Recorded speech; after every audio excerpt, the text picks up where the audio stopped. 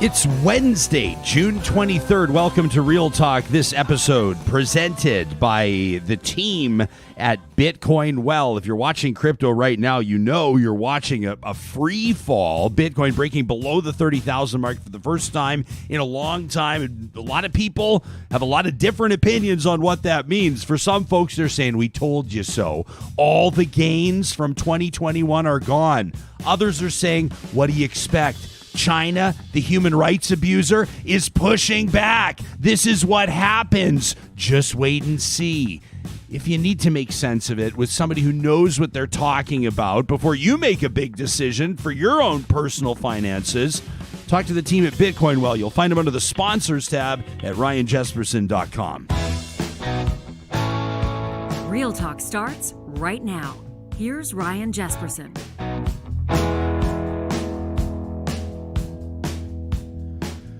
Well, the band's back together this morning. Ryan Jesperson here with Sarah Hoyles, Samuel Brooks. We've got a great show in store coming up in a few minutes. Cheryl Teh joins us. Sarah from Singapore, correct? She's chiming in, a journalist for Insider Singapore Bureau, and we're talking about lying flat. Yeah, and we're not talking about sleeping. We're talking about lying flat. It's a whole trend, apparently. It could involve sleeping, maybe, in a way. Okay, maybe some people would integrate sleeping into their lying flat, but it's more of like a mindset. It's more of an approach to life, right? I believe so. That is the gist. We shall find out. We shall see. It's the next generation. It's the movers and shakers of China's next generation. These are the young professionals, basically, that are saying we're going to be sort of pushing back on everything that society has been telling us. We're going to be pushing back on everything that has defined success in past years in China, what has defined worth or value or how people have attributed value, imposed it on others. We're going to do what's best for us. We're going to make decisions best for us. At least that's how I understand it. So that's coming up in like 10 minutes or so. Yeah, I was also listening to a news broadcast from Al Jazeera, and one of the stories they were talking about is that there's the 20-somethings in China are getting liver spots, and they're losing hair because of the high stress. Wow. Just because of the one-child policy, which has now been revised. But for the generations that are actually in their 20s, they're part of the one-child policy. And so it's like, yeah, it's one and done. So you gotta excel or... That cultural influence might remain for a while after the policy, right? Mindsets are changing. So we'll get great insight from Cheryl Teh coming up. Rat's ass about this Twitter poll. Can I just say? Let me put two Twitter polls up back to back. I mean, real talk. Let's have real talk about something. Look at this. We asked you about, is it okay to wear shoes inside the house? You can see it on my screen right now. We've asked you this. If you follow me on Twitter at Ryan Jesperson, is it okay to wear shoes inside the house? We're going to be talking to National Post columnist Tristin Hopper in a bit, in about an hour and a half from now. We'll talk to him about this. Almost 4,300 votes on that. 4,300 votes. That's great. And you, by the way, you put it out there. You only ran it for 12 hours. I don't know if you noticed that. I did, because I was like, we want to wrap this sucker up. Yeah. So 4,200 votes in 12 hours. That's a lot. That is a lot. A lot of engagement, a lot of traction. A lot of engagement. So 4 to 5 people, 80.3% said hard no. It is not okay to wear shoes inside the house. We then asked you, by way of our new Real Talk RJ Twitter account, we asked you, should employers require proof of COVID-19 vaccination as part of return to work policy, which affects everybody and is a big deal? And like 700 people voted. 700 people voted. And 73% said yes. 3 out of 4. But it's still open, right? It's still open. There's 3 hours left. So I'm just saying, the point I'm making anecdotally is that more people care, or people care more about shoes in the house than they do about vaccines at work. Maybe it's about control. I think people are just sick of talking about COVID, quite frankly. I think that's what it is. Or maybe they're like, I can't control what happens here. Whereas shoes in my house, I can say, get the hell out. Well, but maybe people can control workplace policy on this. Like, I wonder, for obviously, I'd be curious to hear, and I know that our real talkers, our audience members will hear this through the day, either live now or later in the afternoon when the podcast drops. People, I mean, if you're an employer, I'd love to hear from you using our hashtag RealTalkRJ. If you're an employee, I'd love to know if your employer consulted you on this. I've been hearing from a lot of people Friends of mine that work in oil and gas, friends of mine that work law firms, friends of mine that work in finance, different industries have said our employers, one big insurance company they named, they've said our employers have actually been really great, being proactive and saying, what are you comfortable with when it comes to your return to work? Now, there's probably this sort of, I'm not going to say insidious, that's ridiculous, but there's obviously ulterior motives where the companies are probably saying, hey, if we can get employees on the record saying they'd rather work from home, if we can essentially take that as a mandate to keep 25 to 75% of our workforce working from home, and we can vacate a whole bunch of our expensive commercial real estate and decrease our footprint, economically and otherwise, when it comes to those types of expenses, I bet you employers are looking for the green light. If you're telling your employer right now, I would rather work from home full time when we're out of this pandemic. In other words, I'd rather maintain what I've been doing for the last year and a half. You've seen that my work is not compromised. You've seen I remain productive. I don't commute anymore. I don't pay for parking. My quality of life's amazing. Why wouldn't employers go for it? I mean, I think there's probably going to be a big change there. I think so. I mean, we're looking at trends that people are wanting to stay home, that this whole work from home thing was like, an eye opener. I think it also showed that people can work from home, still be productive, still get the work done. Sure, there's blurring of boundaries. The one thing that I wonder about is the downloading of cost. So sure, the employer's not paying for the office space and the square footage and the utilities, et cetera, et cetera, et cetera.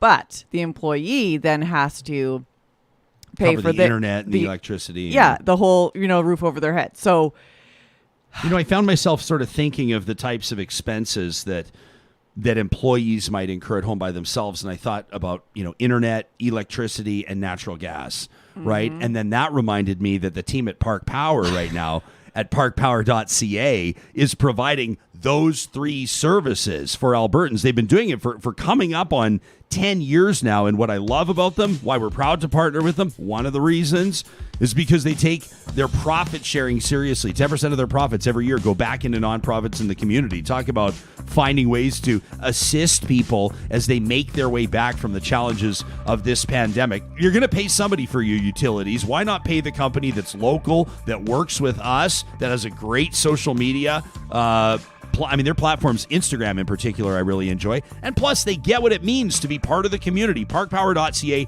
Use the promo code 2021-Real Talk. They'll take $70 off your first bill. Also, a big shout out to the team at Eden Landscaping. I was checking out Landscape Edmonton. I've been telling you, I pop in on this and I check out the photos because Carrie and I have been trying to find ways to, quite frankly, on a budget, increase and improve the curb appeal at our place and make our backyard more user-friendly. We've got drainage issues back there. Our lawn is a disaster. Did I tell you I've given up on my lawn? I've given up on my lawn this summer. I don't care. I've tried every summer. Reseeding, resodding, reseeding. 2 75-pound dogs. What do you expect? It looks terrible. So I'm going to the team at Eden Landscaping and saying, what can you do? So he sent us to the website. That's where it starts. It'll start there with you too. Landscapeedmonton.ca, our partners at Eden Landscaping.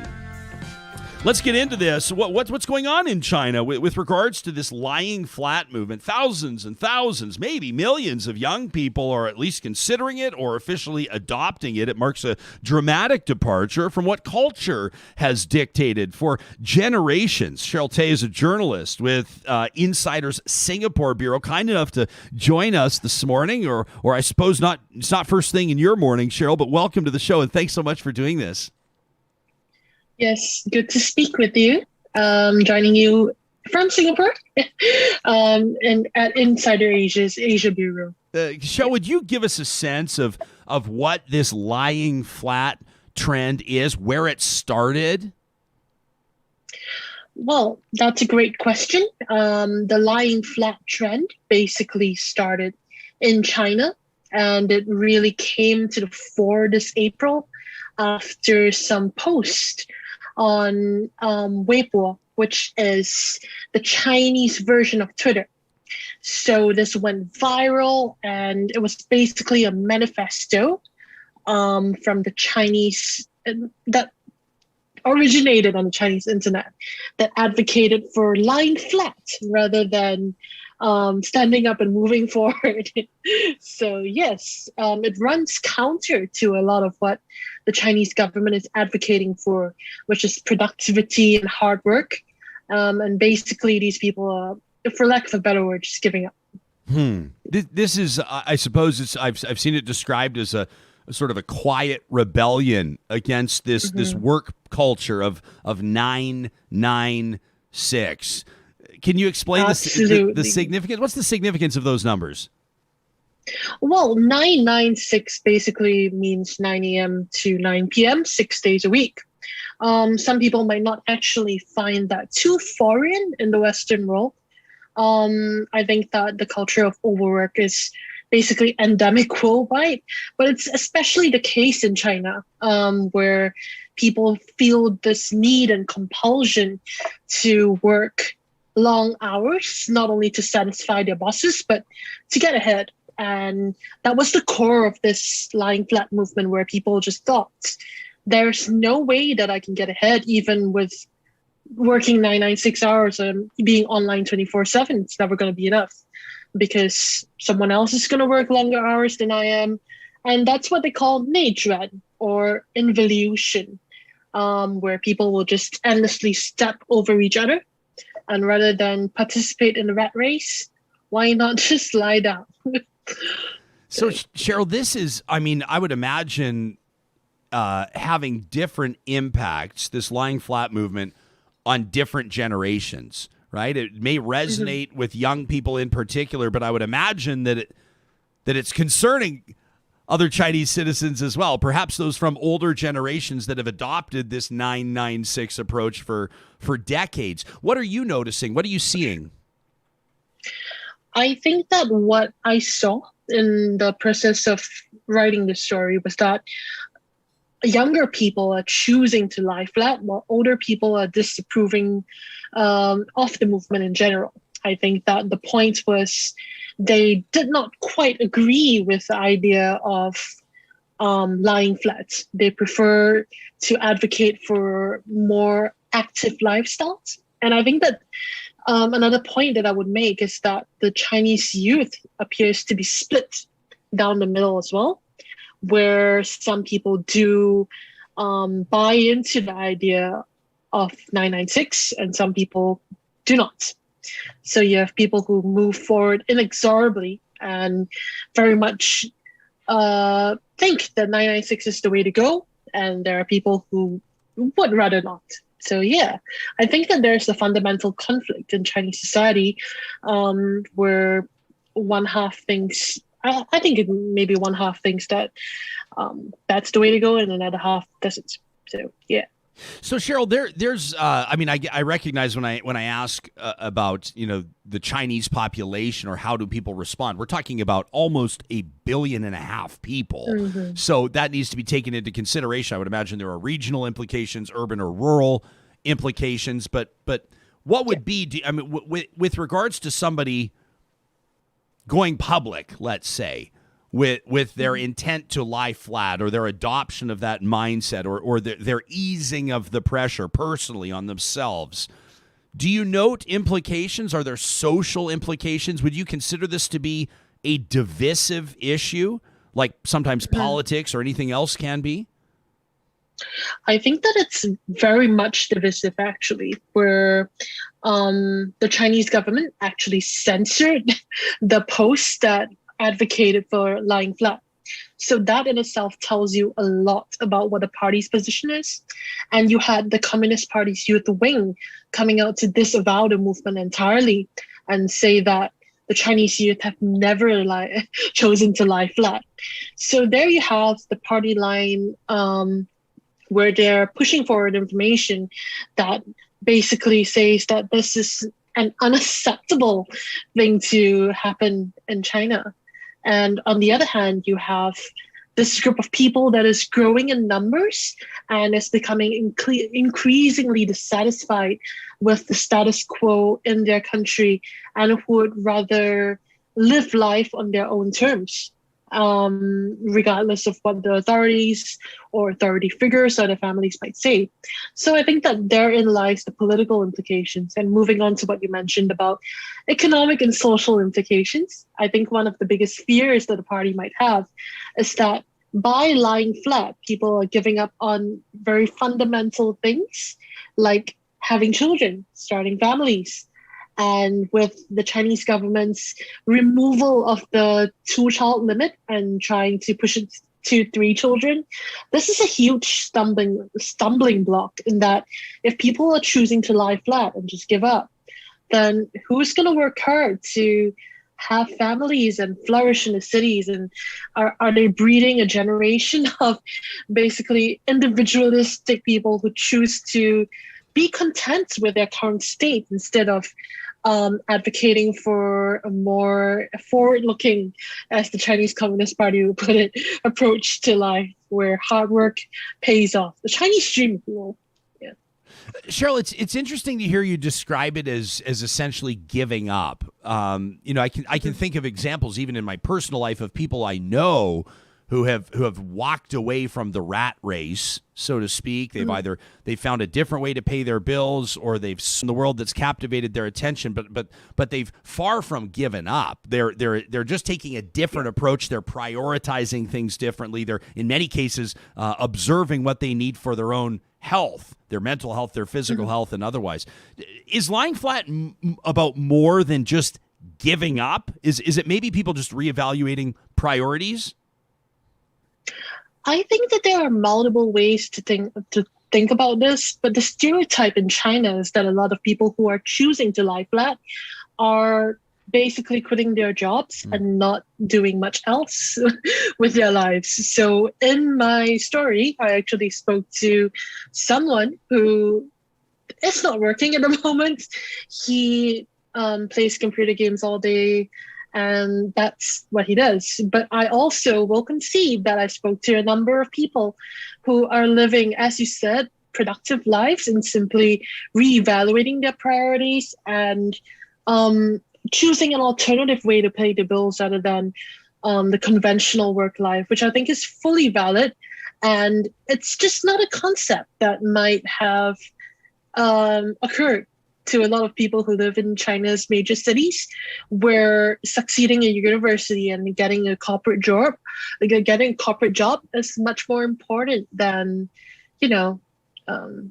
living life on your own terms and finding alternative ways to pay your bills. So yeah, I think that's what we're looking at now. There is a fundamental chasm between these two camps. Cheryl, do you get the sense that the Chinese government can respond? I mean, obviously, government relations, diplomacy, government action, legislation is very different. For many people that'll be listening to this podcast in Canada or in North America, obviously, the way that it works in China is oftentimes very different. You described the post itself about lying flat being censored, for example, by the Chinese government. However, regardless of politics, sometimes governments must bend to the will of the people, most especially when you have a massive population like China does. The power of the people can exceed what a government may estimate. Do you see the government being pushed to respond to this in meaningful fashion? In other words, upon reflection, in a way that may satiate some of these people lying flat? Where do you see this going from the government's perspective? I always like to say that you never know what the Chinese government's going to do with these things. They are not exactly known for bending to the will of the people, if you will. I think that with the 2-child policy, it was a very good example of perhaps the government not quite understanding what their population's looking for and not quite catering to the needs of their population. So what I'm referring to in that case is how a lot of people were saying that lifting the quota is not the point. What they need are policies on the ground that will facilitate alternative lifestyles instead of having pushing people to do things that they don't want to do. But so far, I don't see much of a track record on the part of the party that reflects that. In fact, more of the contrary can be seen from the past. But I think that I'm quite optimistic that if enough people join the lying flat movement, and if some positive benefit can be seen from the movement, for example, a raising in productivity, because that's the biggest fear of the government right now, that the lying flat movement is going to be a huge stumbling block to productivity, a huge obstacle to them raising their population levels. So if the government sees a way around it, then perhaps there may be a way to introduce policies that will make this possible. But other than that, I don't see a world in which that's going to happen, unfortunately. Cheryl, is there? Yeah, and obviously the implications of that. I mean, your perspective. If that's the way it goes, these next number of years will be fascinating to see how it plays out.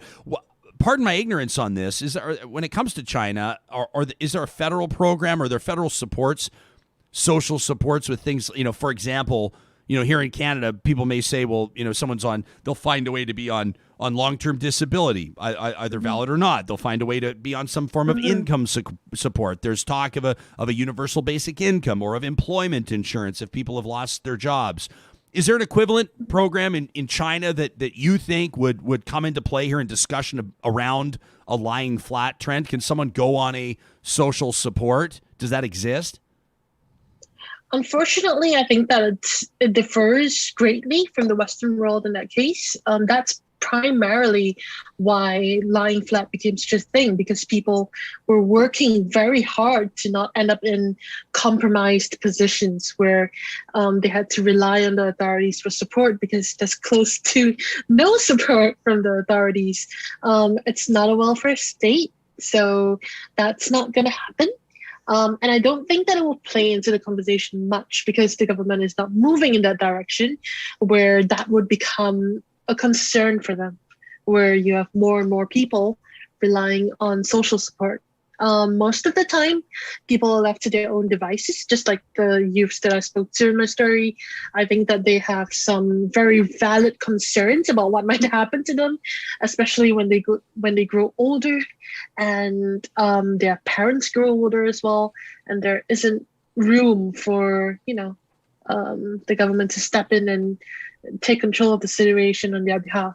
Yeah. So no, I don't think that's going to be a huge factor coming into the conversation. But you're absolutely right that this is going to be a fascinating few years going forward, because as more people join the movement, things might change. I might be singing a very different tune 1 to 2 years from now. Well, we'll keep an eye on your journalism. We'll keep an eye on your reporting, and we'll follow up. I'll be curious to see where this goes. Cheryl, may I ask you? You're checking in with us. You're zooming in from the Republic of Singapore. About 5 million people there, a sovereign island.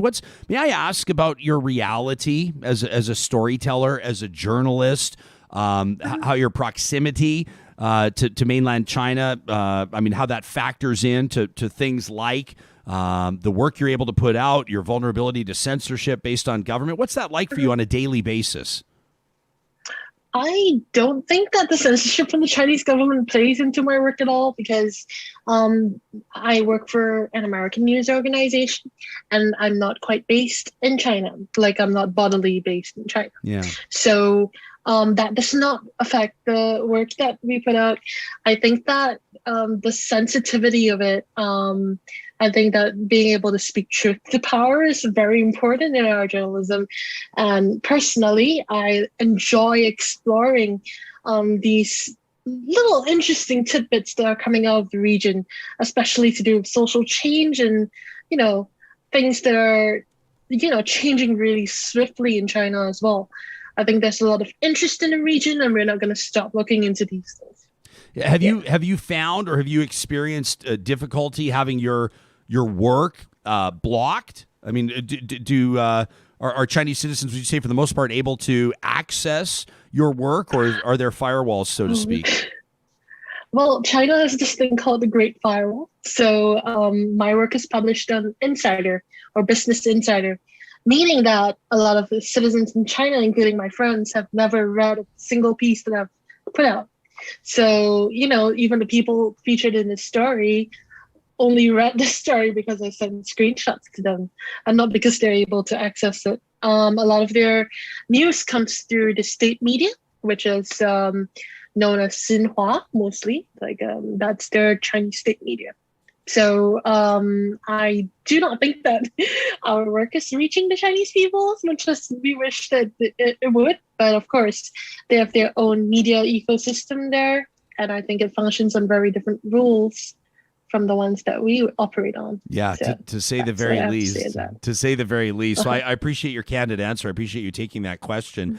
Cheryl, in closing, I was touching on Bitcoin at the start of the show. Our presenting sponsor is a Bitcoin company, and of course, Bitcoin's been in a free fall, most notably after China cracked. I'm putting you on the spot here. I'm not even sure if you've been paying attention to this, but is this a story that you've been following? What are people talking about over there in the context of crypto and digital currencies? Thankfully, I've been following it, so you have not put me on the spot. Okay, good.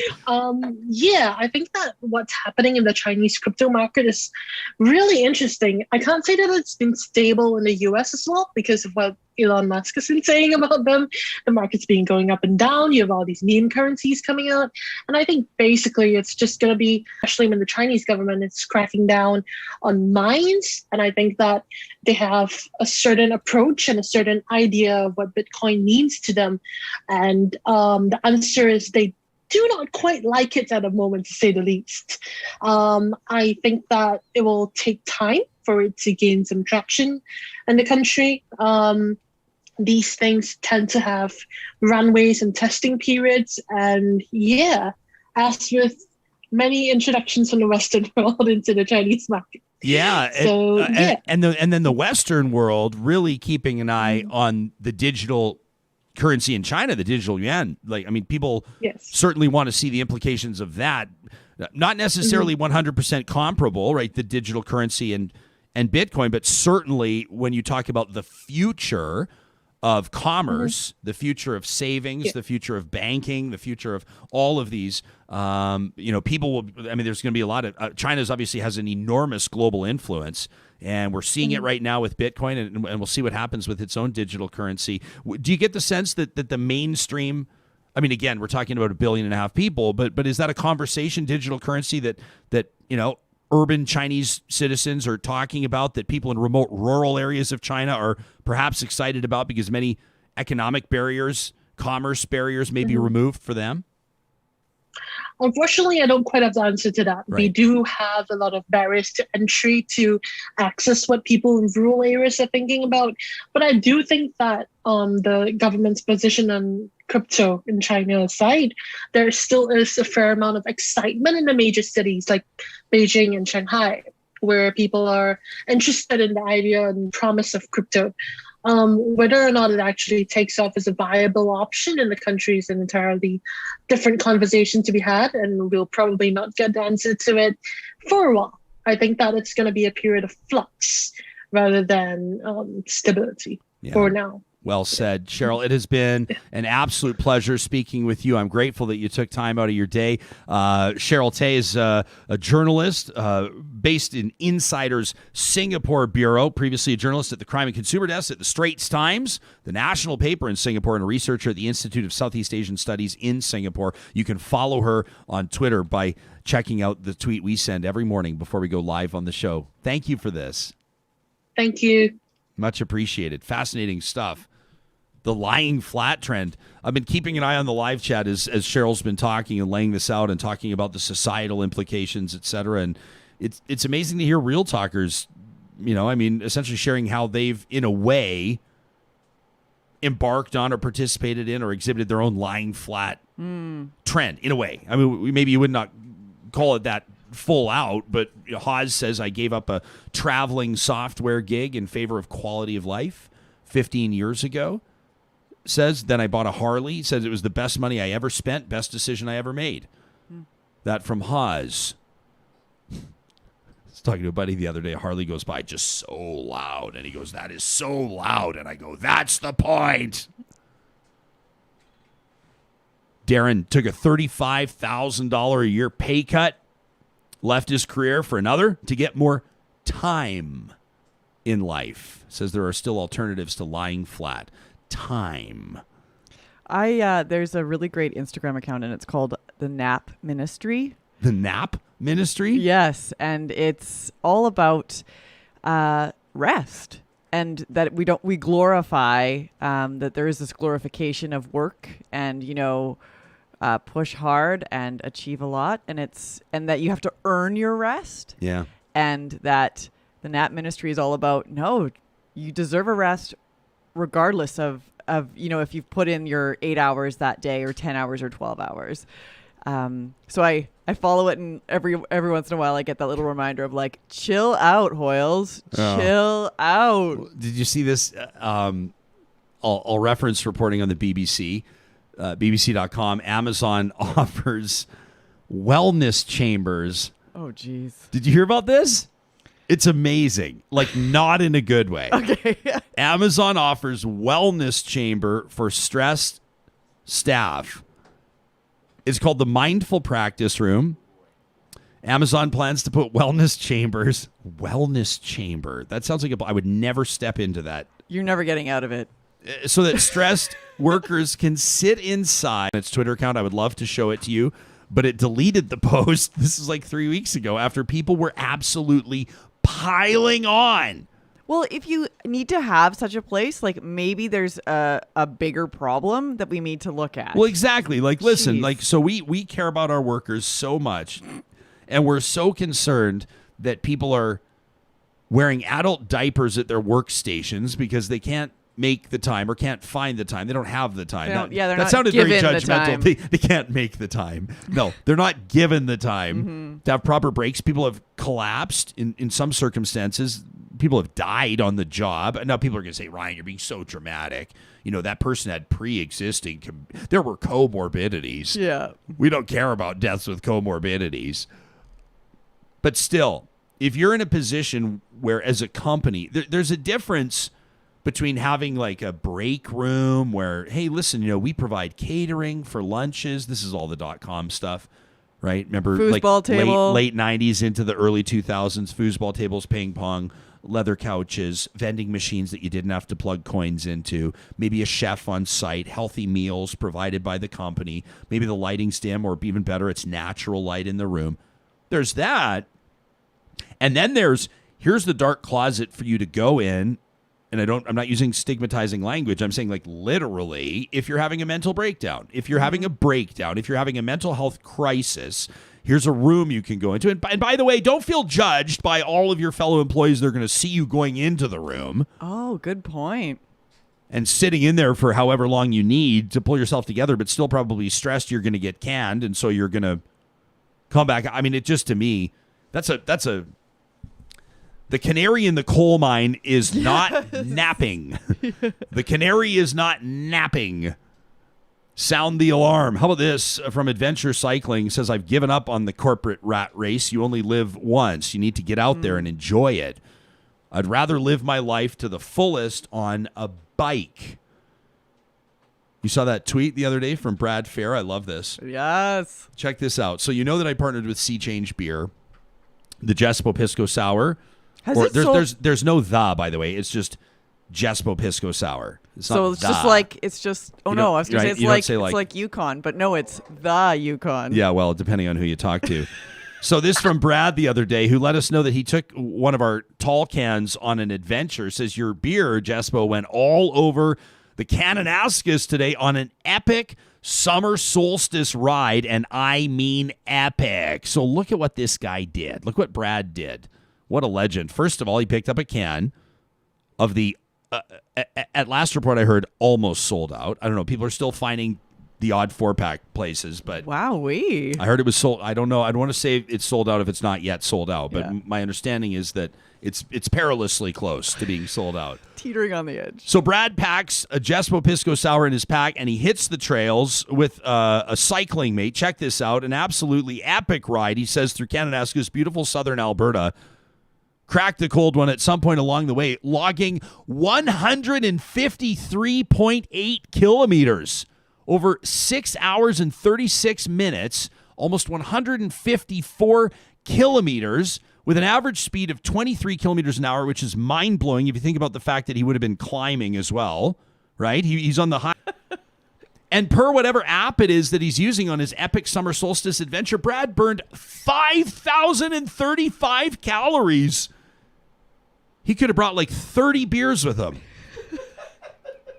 He created a caloric deficit, as we call it. Yeah. Anyway, a shout out to Brad. We always love to know how you're taking Real Talk on the road, whether it's our beer, whether it's our t-shirts and ball caps, our merch you can find at ryanjesperson.com, or whether it's the podcast. Where are you listening from? We always love to hear from you. You can use the hashtag RealTalkRJ to make sure you get our attention. In just a second, we're going to take a look at vaccines and the workplace. I know that this is relevant to literally millions of Canadians.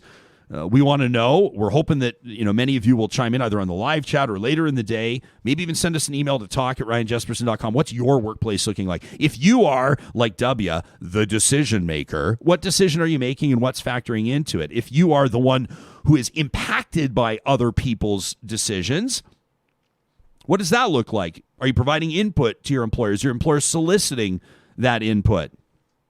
And all in, generally speaking, how safe do you feel going back to work?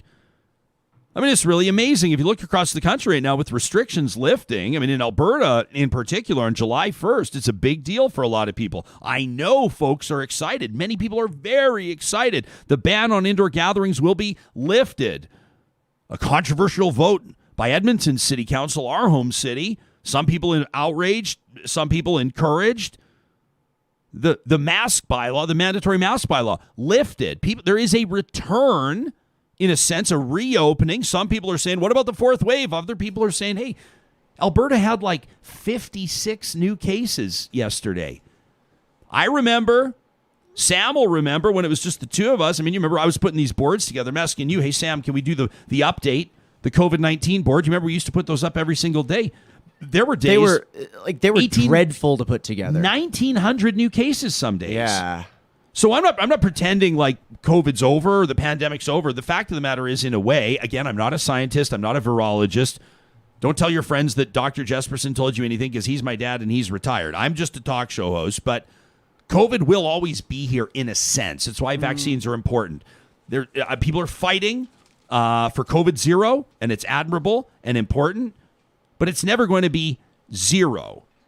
There will be new cases. There will still be outbreaks including unvaccinated people. But the healthcare system will be able to respond to it. We'll be able to manage it if the majority of the population is vaccinated. So I know that some people are saying, I am not yet ready to go out. I mean, I saw some people on social media yesterday taking big runs at city councilors that had voted to lift the mask bylaw, saying, really dramatic stuff. If there's deaths from COVID, the blood is on your hands, these types of things. There are people that will say, personally, I just don't quite feel comfortable, which is a perfectly fine position to take. That's where I am, for sure. And that's perfectly fine. And some people, that may factor in. It may not have anything to do with, social anxiety or the commute or the cost of parking, why people don't want to go back into the workplace. For some people, it may just have, it may be the fact that they just, quite frankly, don't feel comfortable right now. And employers will, I would imagine, respond in a way that, they deem to be appropriate when it comes to retaining valuable staff. That conversation coming up in just a quick second. I wanted to let you know how proud we are each and every Wednesday, of course, to present a feature in partnership with Tourism Jasper, a feature that we call MyJasper Memories. Right around 9 o'clock Mountain Time on Wednesdays, we remind you that this incredible playground, if you will, these beautiful, beautiful vistas and hiking trails and camping spots exist just a few hours away from both of Alberta's major urban centers. We're talking about camping today, and I've been asking you for your favorite camping memories, and I encourage you to check in on my tweet this morning. You can follow me at Ryan Jesperson and post a favorite photo. I wanted to share some of these. When I think of camping in Jasper, my Jasper memory, I think of the Moose River route. It actually starts in Mount Robson Provincial Park, and then it wraps up in Jasper National Park. It's one of the most incredible adventures I've ever been on. These are my pals Lozzie, Finner, and Benz a few years ago. So we're on the Moose River route. It's a grueling hike. It's a route, not a trail, but look at these flowers. If you're listening to the podcast, you have to check this out on YouTube. So we're coming through. It's near the end of the day. We're about on our last hour. We come over the crest of this hill, and a buddy goes, "Bear." We look up. There she is. Look at that sow. There is nothing like the sight of a sow with cubs in the wild. Let me tell you. You can see that not quite shale there, but you're above the tree line. This is high alpine. We watched them make their way up, I presume, to their den near the end of the day. The sunlight's cascading down, and the slight grays on Mama's back were just, the sunlight was just piercing through, accentuating the muscular physique. The cubs running up ahead of her, one dawdling behind. I'll never forget it. We decided, after walking 200-300 more meters, that was just the perfect place to call it a day, to call it a night. The bears were on their way. We'd had a wonderful interaction. And so there we camped. I'll call it 15 hours maybe past Berg Lake as a mile marker for those of you that are inclined to be out there in the great outdoors. That's a night I will never forget. We continued on the hike. Beautiful sights to see, including moose. Wouldn't be the Moose River route without them. And, of course, amazing wildflowers. Check these out, too. Absolutely stunning. That's my favorite camping memory when it comes to Jasper National Park. And we want to hear yours. Want to remind you as well that after almost 2 years of renos, Whistler's is reopening out in Jasper. Almost 800 campsites just in time. A new registration center, all gender accessible washrooms, shower facilities, wider roads, improvements to campsites, new picnic tables, fire pits, upgraded water, sewer, electrical for campers. A lot of the dead trees as well have been cleared out, which is great for a number of different reasons. So it's a low-cost accommodation option for families, which is really exciting. I want to refer you to Tourism Jasper's post. And again, I tweeted about it this morning, but you can check it out at jasper.travel. 20 things to do while camping in Jasper. And you can learn more about our partnership with Tourism Jasper by checking out jasper.travel/real talk. Your favorite camping memories, share them with us. We're going to hit the trails with you, so to speak, and I'd love to see those photos. We asked you how you feel about heading back to work in the context of COVID-19 and vaccines. Should employers require proof of vaccination as part of a return to work policy? We've got just over 800 votes. 3 out of 4 of you, 75% on the nose, say require it. Dwayne Chomyn is a labor and employment lawyer representing a range of clients in public and private sector. He practices with Newman Thompson. Dennis Buchanan began his legal career in Ontario, an extensive background in labor and employment law, also civil litigation. He was called to the bar in Alberta in 2018, joining Nickerson, Roberts, Holinski, and Mercer. Dwayne and Dennis, welcome to the show. Appreciate you being here. Dwayne, why don't we begin with you? Do you have an immediate answer? If you and I are sipping on a scotch, we're sitting around a campfire, and I say, should employers require proof of vaccination? Are you immediately going to tell me yes or no? No, I'm not. I'm going to say it's very contextual, Ryan. I know that's an answer that people love to have from lawyers, but in this case, it really is. You can't give a blanket yes or no. Let me tell you some of the factors you have to think about just briefly. The law differentiates between new hires and existing employees. The principles are a bit different in the union context versus the non-union context. There's a human rights component to it. You have to accommodate people with disabilities, different religious beliefs. You have to accommodate perhaps even family status. It may differ from industry to industry, Ryan. Let me give you an example. Long-term care and healthcare, packing houses, that may be very different than a survey company or a paving crew. It might be different than people on a golf course and groundskeepers. And as well, the law itself and the science is evolving, and you have to keep current with it. So I wouldn't say this. I would say that in high-risk industries, yes, looking at a vaccination policy that allows for human rights principles, that accommodates those who need it, I think that will make sense. I think in other industries, having that kind of a rule won't make any sense at all. And I think that in some other industries, some in the middle of those two extremes that I've given you, I think employers will want to look at what's called a VOM, it's often called a VOM, or a vaccine or mask policy. So I think you're going to want to look at all of the circumstances, and I think that you're going to want to look at transitioning people in and making them comfortable. So, Dennis, we've got some nuance there, and obviously some different scenarios that Dwayne put in front of us. Do you concur? Do you see it the same way? Yeah, overwhelmingly, I see it very, very similarly. That it is incredibly contextual. I mean, the typical lawyer's answer of it depends. People hate it, but it's very true, especially here. There are a lot of obligations that employers have in respect of maintaining a safe and healthy workplace. And in some scenarios, that may extend to mandatory vaccine policies for employees who are actually physically in the workplace. In many scenarios, it may not. In many scenarios, they may meet those obligations through other lesser means. I don't think that employers are yet in a situation where they can say, pandemic's over, we don't need to implement any safety practices to protect our workers from spread. And the reality is most employers don't want to. What I'm hearing from a lot of employers is they're worried about the possibility of an outbreak in their workplaces. And they don't know what that would mean, and they really want to prevent it, because for a lot of them, they're just reopening or they're just getting back up to full capacity. So this is something that's on a lot of their minds, in the sense that they just absolutely want to prevent it at all costs. Dwayne, does it make a difference if it's a private business or not? I mean, if it's a non-unionized private business, it's family owned, there's no shareholders.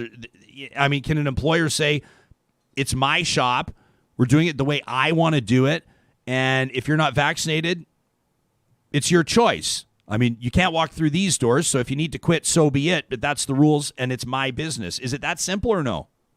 No, not at all, Ryan. Let me explain why. Is in the employment context, that is the direct working relationship, the non-union environment, the concept that we're really interested in is, does this amount to a constructive dismissal? Is this a change of a substantial term? Now, an employer has an interest in keeping you safe and your coworkers safe. So let me look at you're a small business. You're probably non-union.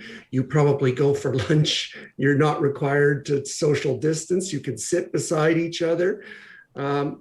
To then come to the workplace and say, you must vaccinate, I think that would likely be viewed unfavorably by the courts. But in other circumstances, I can tell you it has. Now, I haven't seen a case from the courts themselves, but there is one from the Canada Labour Board, Buchanan's case. In her case, she was a practical licensed nurse in an ununionized workplace, a family shop, a big family shop, but a family shop. And she refused to get vaccinated for a flu vaccination. There's a wide range of cases on flu vaccinations. And in that case, the Canada Labour Board said that the termination was justified. So it varies again. I've thought often of, and recently in considering this, and I've been looking forward to speaking with both of you, because I don't know the first thing about how the law works, and I don't know how it may be litigated. But Dennis, oftentimes this audience knows that I'll go straight to hockey metaphors, and I think of the debate that has existed with mandatory visors in professional hockey, and I've seen people make the argument that the NHLPA, the Players Association, the Players Union, should be arguing on behalf of and advocating for the players that want to make their own personal choice when it comes to wearing a visor. And I've also seen people make a compelling argument that a union or a PA, the entire mandate is to do what's best for the player, to protect the player. So if we apply that thought and perhaps that dichotomy, if you will, to workplaces, and in particular unionized workplaces, you may say, well, the role of the union is to protect people that will argue, you can't tell me to put something in my body. My union must protect me from a mandatory vaccine policy. You may have other people saying the role of the union is to protect me from the anti-vaxxers, from the people that aren't vaccinated. So how do you reconcile that? How does it actually play out in the courts? Well, we don't necessarily know how that'll play out in the courts, the labor boards, quite yet. But the you're right. The union's mandate is to do what's best for the bargaining unit on the whole. So they have to take a broader view of what's going on in the workplace, of whether or not their members can be kept safe without a mandatory vaccination policy. Basically, different unions are going to be in different circumstances depending on the particulars of the workplace. In some contexts, I would guess that unions will likely be open to mandatory VOM policies, or some unions maybe, because some of their workers may rely on it. Some of their workers may be vulnerable. Some of their workers may not be able to vaccinate at all. Like, they may be medically unable to for whatever reason. And so to have a couple of other workers saying, well, my individual rights should trump the best needs of the bargaining unit on the whole, that's not consistent generally with the mandate of the union. On the other hand, if the union takes the view that we think that this workplace can be properly served by lesser measures than mandatory vaccinations, then the unions will fight to say, no, we don't think that a mandatory vaccination policy is appropriate in this context. We don't think that is necessary in this context. We don't think it's reasonable for our members to be required to give that medical consent. So again, very contextual. This is an interesting comment here from Nicole. Says our workplace is not asking anybody to be vaccinated, but they've said that they won't pay people if they have to quarantine or isolate if they aren't. And I've got other people asking, Dwayne, for example, well, if you're doing this VOM, right, vaccine or mask, how do people know? I mean, are we obligated? Is anybody obligated to provide proof of vaccination? Is that private health information? Where does protection of privacy come in here? That's a really good question. The privacy question is really upfront, and I have to tell you, I think that the law is a little bit unsettled around that. And let me give you an example. At least in Alberta, the privacy commissioner has issued a joint statement. A number of them have come together. And that the privacy commissioner has said that in order to demand proof of vaccinations, it's necessary for the employer to prove that they have to have it to achieve the public health outcome that they're seeking. That's the first criteria, that it's reasonably effective and that it's proportionate. And they've kind of cautioned against it. And I have to say to you, I'm not sure that they're up to date. For instance, the statement says that at this point, there's insufficient proof that vaccinations prevent the spread of the illness. So I have to tell you, I think that employers can do it. There's a decision in Alberta by Lyle Caney, very respected arbitrator, who says, if you're going to have a workplace that has a mandatory rule for a good public health reason, long-term care, let's use it, you can't rely on the word of people, and that you can ask for the proof. And I think that that makes sense. I also just want to comment briefly, Ryan, on Dennis's point about what will unions do. There's a whole series of vaccination cases. They arise in the flu context. And unions have challenged over and over these kinds of public health measures. And they've done so, I presume, because they're concerned about a duty of fair representation complaint. They have a griever and they want to deal with them. And so I think you will see unions talking out of both sides of your mouth, pushing Safeway to have masking now. But when the vaccination rule comes, I'll be interested to see what their position is. Consistency is not a strong suit in the trade union movement. Is that a fair comment, Dennis? Well, what I will say is that there are all stripes of unions. I'm not going to necessarily agree with Dwayne's observation there, but I will say yes, many unions will fight against mandatory vaccination policies, but I'm also confident that there are some in certain contexts that likely wouldn't. So I mean, I'm not going to speak for any particular union at this time, but it's. We are going to see that litigation. I have no question. What right does, and I'll ask both of you this, maybe Dennis, I'll start with you and then we'll go back to Dwayne. What right does a worker have? Does an employee have if they don't agree with their workplace policy, no matter what direction it goes in. If you're refusing to get a vaccine and they're requiring one, or if you are vaccinated, you want your colleagues to be and they're not required to be. What options do people have here? I mean, I guess you're probably going to say it depends if they're in a union or not, but why don't you get the ball rolling on us so people can understand, maybe in both contexts? Okay, so within the union context, basically it's a fight to be had between the union and the employer. And however that plays out, the employee is unlikely to have a whole lot of recourse or remedies outside of that union-employer dynamic. The exception would be for human rights contexts, which Dwayne touched on before. Like if an employee does have a medical or religious prohibition on getting that vaccine, then they're entitled to accommodation up to a point. Outside of the union context, it's a trickier question. So if the employer implements that mandate, then they may be able to say, no, I'm not going to do it. And then the question is, what does the employer do about it? Does the employer have grounds to discipline that employee for insubordination and ultimately potentially terminate that employee? Maybe. But again, this is a question that's likely to work its way through the courts at some point. My view is that employers probably aren't entitled to terminate for cause on that basis. So, I mean, I think that gets us into a very difficult scenario of what does the employer do about it?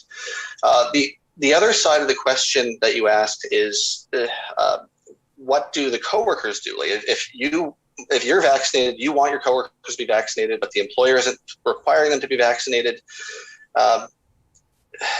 First, like I was mentioning earlier, the duty to maintain a safe and healthy workplace. Well, so the employer does have those obligations as well.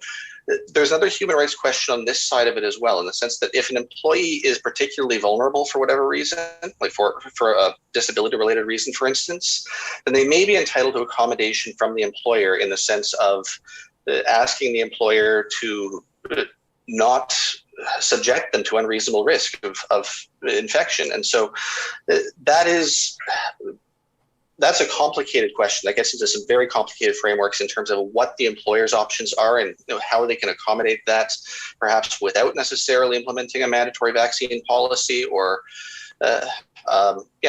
what other safe measures they can put into place to keep those vulnerable employees safe.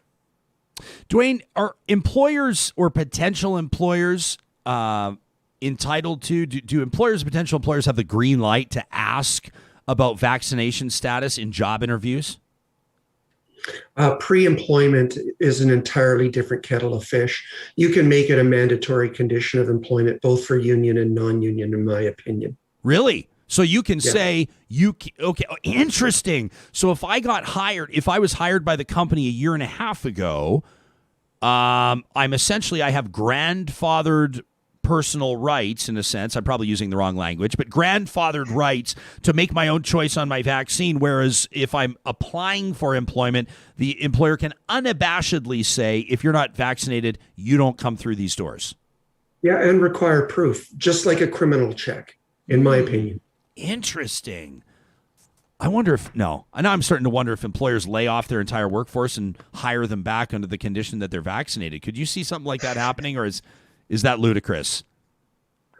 I don't think that practically that would happen, but theoretically on a law school exam, it could. You could terminate everybody on notice and then rehire who you want. Sure. Yeah. You never know. As long as Real Talk gets cited, I'm totally fine with that. And we'll see what the brightest law students in the country have to say about it. Let me say this. Please. That question. And sometime an employer may do that. And that's what keeps my kids' teeth straight. That's right. You guys are guaranteeing your existence right now by reminding people they should be getting legal consultation on all matters at all time, right? But what about this? This is a great point from CB. CB's following along on our conversation, checking in, engaging with our Twitter account, says, hey, in return, right, we're asking, should employers require proof?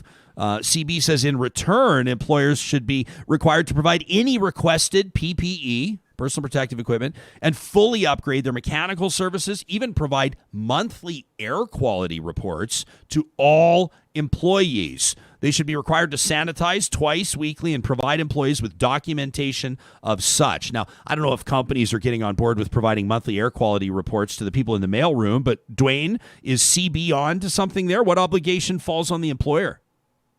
I love CB. I follow CB on Twitter, but I think CB's gone too far on that. Let me say this, as an employer has an obligation to maintain a safe workplace. In some cases, that's going to involve the distribution of PPE. In some cases, it's going to require ventilation systems and perhaps even upgrading.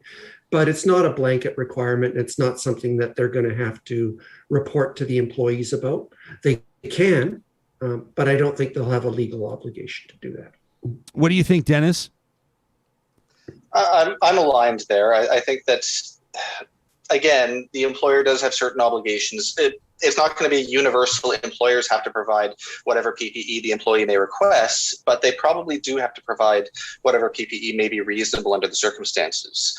And same with accounting to employees for air quality is probably going too far. I mean, you probably do need to keep your employees in the loop in terms of the steps you are taking to maintain that safe and healthy work environment. It's a good idea anyway. You want your employees to be comfortable and feel safe in the workplace. So again, yeah, air quality reports may be a bridge too far, but it's not a matter of giving the employees whatever they ask for, but there is some give and take here. Yeah, and I mean, and then I mean, it's worth pointing out we're talking to two experienced labor lawyers. There can be conversations about what is required by law or the legal implications, and then there's just the common sense conversation around what can employers do to be proactive, to instill a sense of confidence in their employees that the proper steps are being taken to keep their employees happy, job retention, et cetera, et cetera. I mean, these are two different conversations, but related too, right, Dwayne? I mean, I guess we can also have a conversation about, I mean, how do workplaces change, generally speaking, that don't have to tie into the legal practice? Yeah, let me give you an example in our office, and it's about employee engagement, and I think that's very important. In our office, July 1st, technically, we will likely be able to take off the mask requirement. We don't intend to do that. We're looking at September, and the reason is we're also looking at bringing people back in September. But what we're doing is encouraging them through July, August, to come back in the interim. And as part of that, we're trying to show them that this is going to be a safe place to ease you back in and get you into the groove. And the reason is we have people with health conditions, different levels of discomfort around this. You've probably seen that, Ryan. Some people are very fearful. Some have been going to restaurants throughout, and some people are in the middle. And so what we're trying to do is create a comfortable environment that accommodates everyone. And I think that that's always a good idea if you want employee engagement. 100% agree. Dennis, do you see, I mean, are you having a similar conversation or taking similar steps in your own workplace? Or are you noting trends or foreseeing trends when it comes to that outside of necessarily the legal purview, just what companies and employees are doing to work together and instill that confidence? Yeah, I'm seeing a lot of that. It's a lot of employers are struggling a little bit in terms of how do we bring people back? Do we bring everyone back? Do we continue having some people work from home indefinitely, maintain a lower density in the office on a longer term basis? It's definitely a conversation a lot of employers are having. And again, it looks like with the kind of hard release we're looking at on any sort of restrictions, I think a lot of employers are likely looking at what they do voluntarily, even though maybe they don't actually have to, in order to maintain that safe workplace and in order to make sure that their employees do continue to feel safe and comfortable coming to work. And I mean, there are legal obligations that play into that as well. It's not just it's not simply the case that, the restrictions are gone. So, I mean, as I said earlier, I don't think employers can pretend that COVID is over. It's not, and it will continue to be a factor that affects workplaces. But I think that employers must and generally are looking at what they can reasonably do to keep their workforce safe. I've got so many people noting, as the two of you had, that a lot of this will remain to be settled in the courts, and maybe you get one high-profile case that can sort of set a precedent. Have either of you seen, in closing here, and I am putting you on the spot, have you seen or has there been a legal precedent established, a case that's caught your interest at some point in the last year or so related to COVID-19 that you think will change the employee-employer dynamic or change workplaces? Do we have a precedent that's been established to this point? Dennis, you want to take it first? I'm going to say not yet. There are a few cases coming out of COVID layoffs, that sort of issue. There are a few decisions already coming out on that subject dealing with employee rights following that. Particularly, there are a couple in Ontario that go in completely different directions on it. So, I mean, we're seeing some interesting case law play out already on that front. And I think there's going to be a lot more to come on that. And I think it raises some really interesting and unusual and new questions about constructive dismissal law. And I think that we're going to continue to see a lot of evolution in the law on all sorts of fronts coming out of COVID. I mean, I think there are a lot of different legal questions that are addressed by COVID, or that are engaged by COVID, that are new, or at least engaged in new ways that I think we're going to end up seeing a lot of evolution, but we're not seeing it quite yet because it's just still too early. Dwayne, how about you?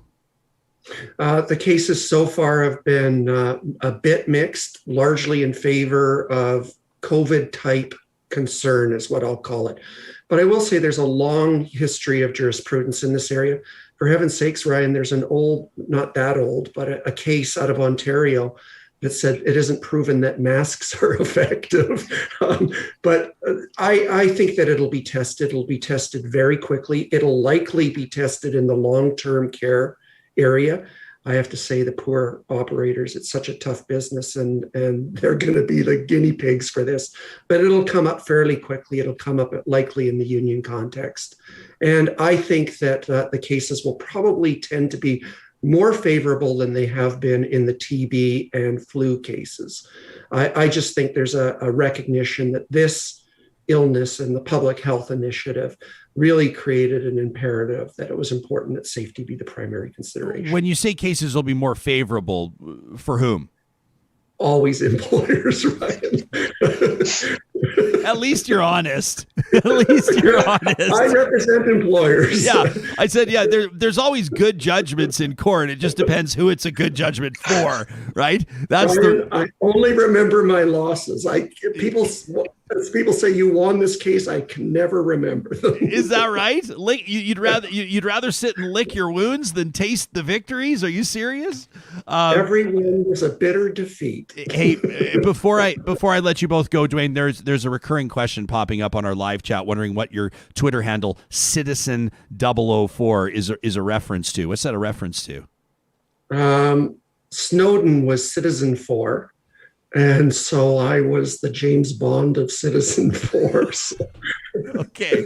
Well, that answers it. I saw at least one Real Talker speculate it was a Snowden reference, and so I think it was James that gets 2 points for that. Unfortunately for James, points awarded on Real Talker absolutely meaningless and go towards absolutely nothing. So Dwayne Chomyn, an employment lawyer, labor and employment with Newman Thompson, Dennis Buchanan with Nickerson, Roberts, Holinsky, and Mercer. We really appreciate both of your time. Thanks so much for this.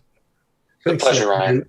Love your show. First time on this forum, and it's a great platform, Ryan. Well, Dwayne, it's great to reconnect with you, and we look forward to having both of you back. The door is always open. Dwayne and I have a long history going back talking legal matters on a previous show that I used to host. You may have read about it. So an interesting conversation there. I don't know that there was anything that was absolutely surprising. I was intrigued to learn that employers potential employers can require vaccination for employment during hiring process. During a hiring process, you can require whatever you want, it sounds like. Yeah.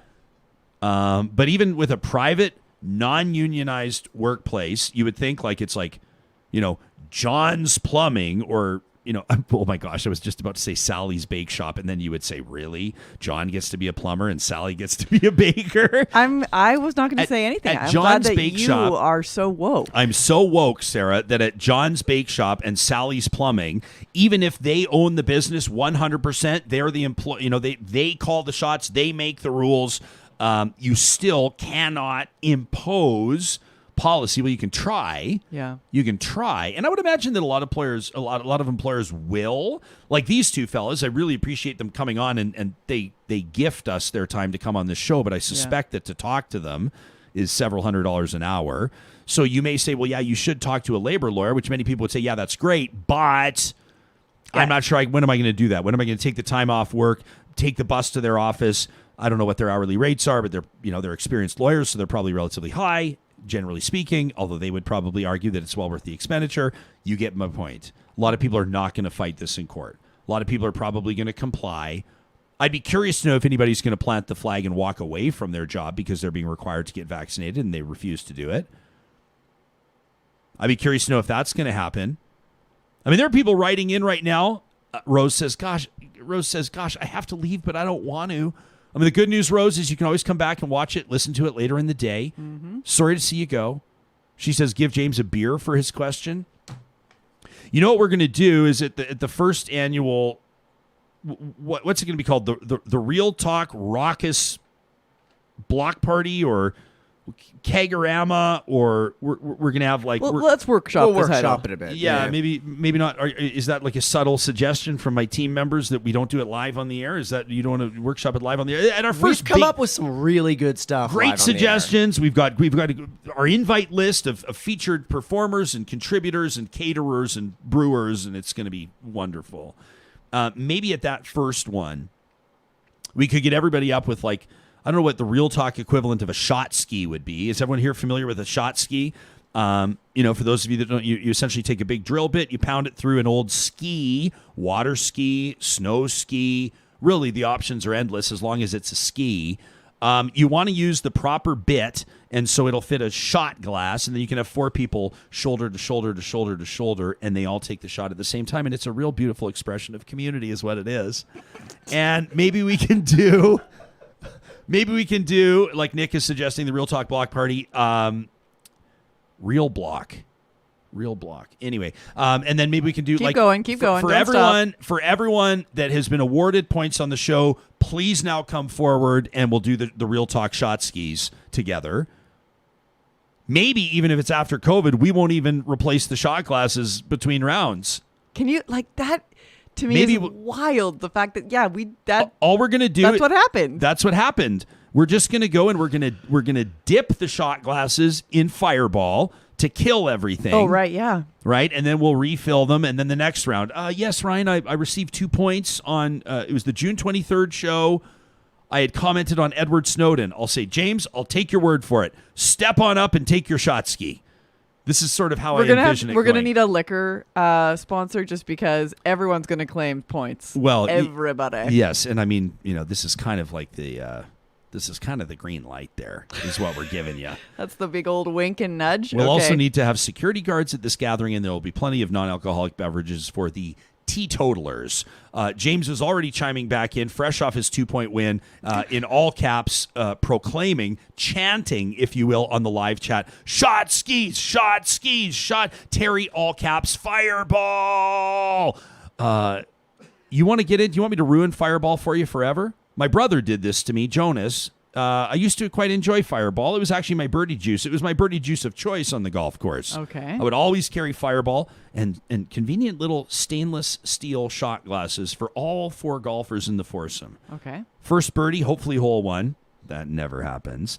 I would hand out the stainless steel shot glasses. I'd say, hold on to this for the full 18. And every time there's a birdie, you top it up until my brother Jonas one day says, you know that there's a significant overlap between the ingredients in Fireball and the ingredients in washer fluid and antifreeze. And I was like, what? He's like, no, look it up. And I was like, well, thanks. And so now I'm sitting at this, looking at this 40 of Fireball. And I'm like, so that's basically antifreeze? Is that what this is? But if I'm them, I just capitalize on that, right? It's human antifreeze, right? Feeling chilly? Fireball. It can be a verb, right? So that'll be at the big block party. Mark B and SLC chiming in from the great state of Utah says our tailgate group does a fireball shot after every Utah touchdown during away games at our friend's house. Baja Rosa was ruined for me forever in the province of Saskatchewan. And a good morning to everybody in Saskatchewan chiming in. I once attended a gathering, a Thanksgiving gathering around a wonderful dinner table. I'll never forget the experience.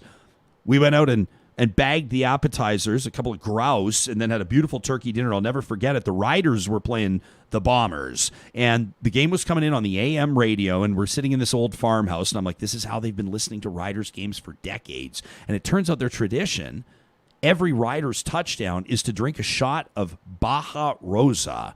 I don't know if you're familiar with this beverage or not, but it's a creamy... That creamy one, yeah. It's a creamy... Your facial expression is exactly nailing my entire experience that day. It's like, do you think that it's essentially taking... so there's milk, there's chocolate milk. Have you ever had the strawberry milk? Yes. It's like strawberry milk and cheap tequila. And it's mixed together. It almost, and when you drink it at room temperature, it is no bueno. No bueno. And but I participated as a house guest, and unfortunately the Riders were absolutely lighting up the Bombers that day. And so the bottle was gone in short order. Thank God it was finally done. And I've not had a sip of Baja Rosa since. So that's a little story that nobody asked for. I have two questions. And you probably have more than two. Yeah. One is, I'm interested in how you say Saskatchewan. Saskatchewan? You were saying Saskatchewan. Saskatchewan. And I say Saskatchewan. Oh, okay. Got it. Well, I probably switch back and forth.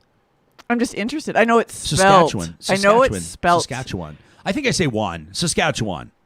I think maybe I was kind of getting in the mindset of the old farmhouse and shooting grouse, and yeah. I was not the trigger man on that. Surprise, surprise. Surprise.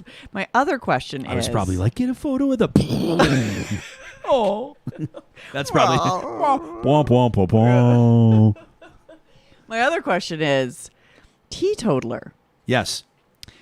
I wonder if people that don't drink, I wonder, do they like that term, teetotaler? I'm curious. Why wouldn't they? I want, because it kind of sounds like they're counting and they're watching and they're like, are you drinking? Am I drinking? Are you drink? What are you drinking? I don't know. I'm just curious. I don't know. You just okay. I have no idea. I've always thought with the term teetotaler, just off the top of my head, it originated with a man named Turner. Who is a member of the Preston Temperance Society. Right. Yeah, just freewheeling here off the top of my head based on my memory.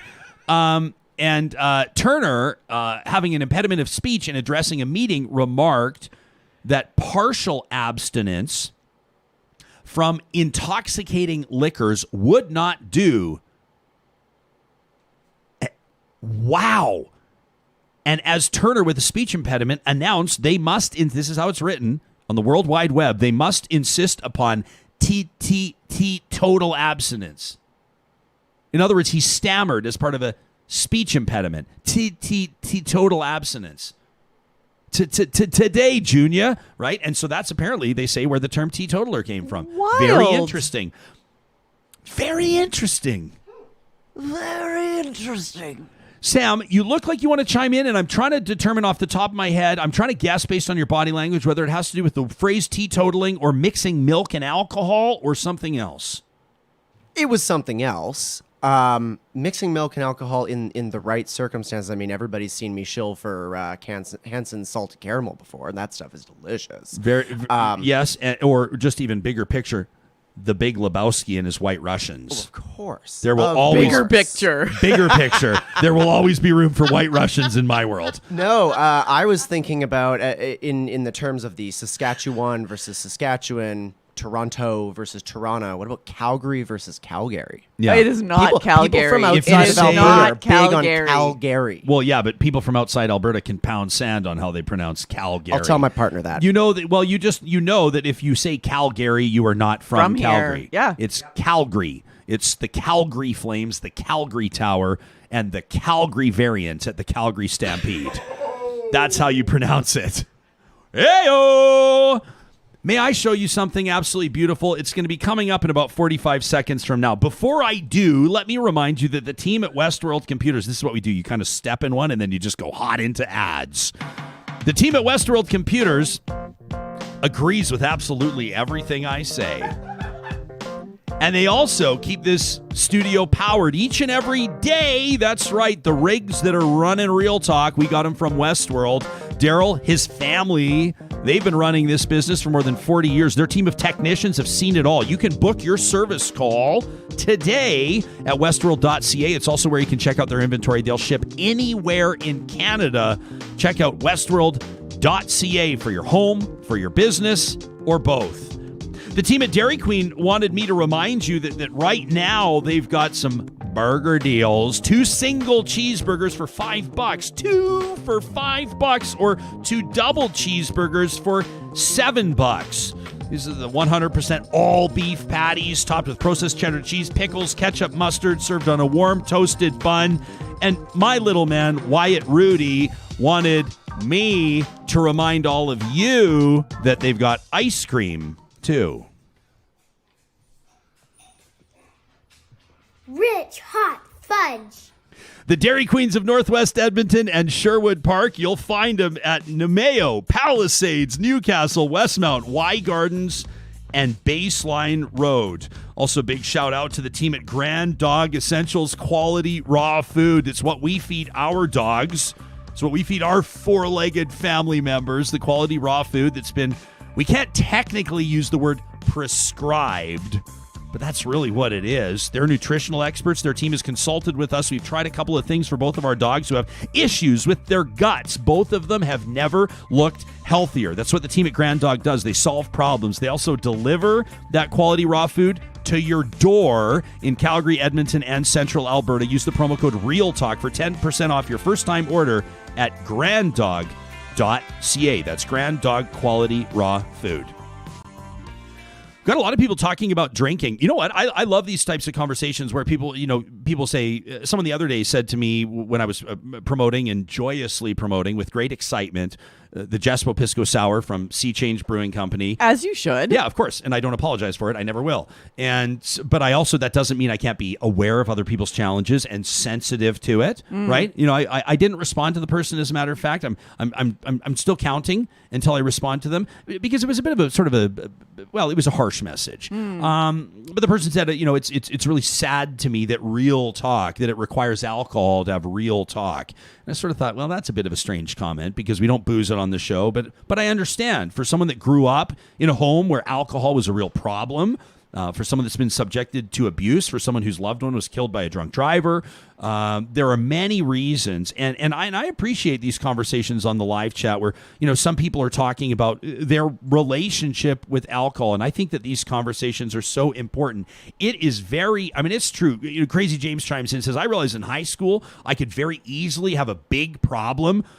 He says, so basically, James says, even before conversations about my meds came into the mix, I'd already quit drinking, right? And people have many reasons why they make their decisions. Haas, I gave up drinking when I realized weed doesn't cause hangovers. Very true. But alcohol is so, and I'm happy to acknowledge this because it's true.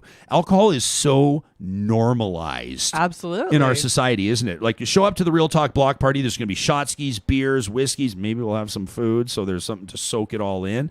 But really, that's how we talk, right? Yeah. Can you imagine if we treated other substances the same way? Conversations about supervised consumption sites, for example. A lot of people will push back. I bet you some people are tweeting about their disdain for supervised consumption sites, literally sitting on their bar stool, right? On their fourth Johnny Walker. We don't talk about different substances in the same way, and we don't normalize sobriety or teetotaling like we do alcohol. Like, if someone says, I'm not drinking, people feel entitled to ask why, right? Or Absolutely. people think that, oh, really? What's going on? Are you pregnant? Are you sick? Are you trying to lose weight? Or do you have a problem? What's the reason why? What's up with that? Why aren't you drinking? I mean, I don't drink. And so I will just flag for everybody that Ryan has done this amazing job. There is the beer fridge, but I've got a shelf and a half. It's actually, there's a creep. There's a slight. It started with a half shelf. It started with a half shelf, and it's starting to creep. All my soda water. I have a lot of selection of soda water. There's a lot of selection. Lots. I'm waiting for Sam to push back. If beer concedes any more real estate in that fridge, we're gonna have to. What we might have to do is bring in a second fridge. I'm A-okay with that. Like my go-to drink when I'm just hanging out at home is a soda water with lime in it. So I'm on board with the soda water. Yeah, I get it. go. Yeah. But definitely I get that question, and it's really interesting to be like, oh, so I'm supposed to just divulge. Yeah. And also, like, is it your business to be asking me why I don't drink? I mean, maybe it's an allergy. Maybe it's a religious reason. Maybe it's maybe that there was an issue earlier on in my life. I mean, it's kind of like, in a way it's like, how are you? It's the how are you question. You're like, you don't actually want an answer. But I also feel like it's also sometimes reflective of the other person. I remember an interaction at a former workplace where I asked a colleague how they were doing in passing. And then he gave me a real answer. Oh, no. But it was amazing. You were able to receive it? You were able to? Yeah, I was able to receive it. But I realized later, I sort of admonished myself in a way for recognizing that exact thing, which is that I asked without, and I won't say I asked without caring, because that's not true. Right. But I asked without expecting that there would be a legitimate, meaningful answer. How you doing? How you doing? How you doing? Right? I was like, how are you doing? He's like, I'm really struggling. Oh, wow. And I just hammered on the brakes. We were walking and hammered on the brakes. And I was like, what's up? And he was honest about something he was struggling with. And we had this incredible interaction.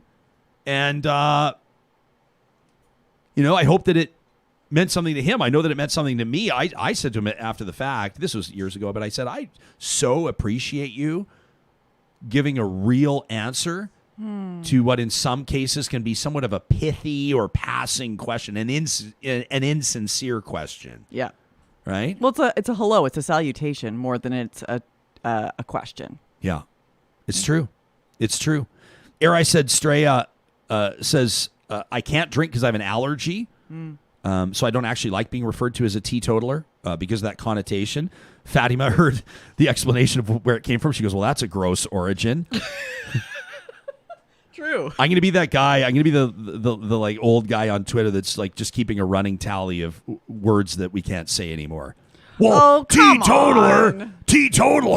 What am I supposed to say now? Sober's not a bad word, is it? No. People celebrate sobriety. I saw that somebody celebrated, a friend of mine celebrated their 7th sober anniversary yesterday. I was really proud of them. That's a big deal.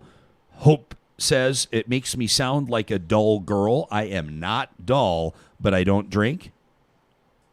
Yeah, a lot of people chiming in. Arnold Palmer says, teetotaler here, Hoyles. We don't care. What is the Arnold Palmer? The Arnold Palmer my God, is the Arnold Palmer. It's iced tea and lemonade, isn't it? It is life-changing. Is it that good? That seems to be. Oh my gosh, Shirley Temples. Yeah. And Arnold Palmer. I always have to really concentrate when I say Arnold Palmer. You have to really enunciate. Yes, they are so delicious. My first one I ever had, my nephew. We were at Jasper Park Lodge, and he was like, "I'll have an old." See, there you go, Arnold Palmer, please. And I was like, "What? What's that?" And he was like, his eyes bugged out and was like, "You've never tried that?" So he got me one, and now I buy my own ingredients so I can make a You Arnold make them from scratch? at home, Like you yeah. do from scratch iced tea? Oh, no. From scratch? No, the powder. Come on. Oh, geez. So you buy your own ingredients? So you buy 2 powder packets and you combine them with 4 liters of Homemade! water? Wow. Well, yeah, but I'm then thinking you also rustic. get twice as much. You get twice as much. My dad back in the day used to do, there's like a whole process of doing iced tea, like the legit old school way. Right, yeah. Big mason jars, black tea, out in the sun on purpose. Maybe look it up before you take because I think that he probably had some science. He's a scientist, my dad, so he probably had an understanding of when it may start to turn, if that would even happen, and was aware of it. It's like people, you know what it's kind of like in a way? It's like people that are like, who would like to try my homemade kombucha? Hard pass. I lifted up a rock outside and found these, Jeez. threw them in a jar, added some whatever no. I mean, kombucha has its place, I'm sure. I can't get past. Once you find out, it's like sausage or anything else. Once you find out how it's made, it's just, I know a lot of people are big on kombucha. Oh, huge. Isn't there like a mother? Yeah, well, it's like sourdough. Yeah. It's like, I mean, it's not. I mean, I don't know what I'm talking about, but people, I'm sure that, people will let us know through the day as they check out the podcast, but it's like, there's a thing that lives. And have you ever looked at it? It looks like a tumor that would be taken out of your body. Like if there's the average person that either has they have like their finger amputated, or they have a cyst taken out, or they have something removed, and then it's like in a jar of formaldehyde or something else, and they bring it home. These folks, these types of people. I mean, I got my gallbladder removed, and I wanted to see my gallstones. Did you? Okay, so did you see them? No, because they were like, well, we keep them all together. We put them all together in a jar. Oh, and I was like, they keep them all together? Like, who's that twisted individual that's overseeing that? So I don't know that there would be a huge difference in appearance of that big jar of gallstones and a homemade kombucha op. I don't know that there would be much difference in appearance. You're going to get so much hate mail right now. There's going to be talk at RyanJasperson.com. It's going to blow up. I have friends that work in kombucha, and their business is booming. And so they will say to me, we're not concerned about what you have to say about this. We're doing just fine, thank you. And I'm sure that there are gut health implications to kombucha and everything else, but when I see that thing, it's like I'm going to lose. I don't remember which is the amoeba and which is the paramecium, but I think it's like kombucha, the mother or the whatever you call it. Yeah, it looks like a massive. It looks like a massive, overgrown kind of. It looks like a 1980s. I mean, it looks like what E.T. would bring with him to Earth. Like, this is my, maybe he did. Maybe he did. Trisha, actually bringing science to the mix, says it's symbiotic culture of bacteria and yeast. Tiana, it puts me in an uncomfortable position. She's backing me into a corner, which is totally fine. She says, like, does Ryan eat yogurt or nah? I don't want to start thinking about this. I don't want to actually have to, Tiana, like, I don't want to actually have to reconcile my inconsistencies. James says, you better get ready for a whole bunch of medical grossness to be sent your way on Twitter. That's fine. It can replace the political grossness that's typically sent my way on a daily basis. Kim's 15-year-old got a kombucha baby. Like, a kombucha baby for her birthday. She says, from my sister. Kim says, so gross. It's in the cupboard right now. But she made some good drinks if you like that kind of a thing. Okay. Let's find out if I don't know if our next guest is a kombucha guy or not. I do know that he's wildly entertaining. I'm thrilled that he's made time to join us here on the show. He is a columnist, read from coast to coast to coast in the National Post, my good friend, Tristin Hopper. Welcome back to the show, my man.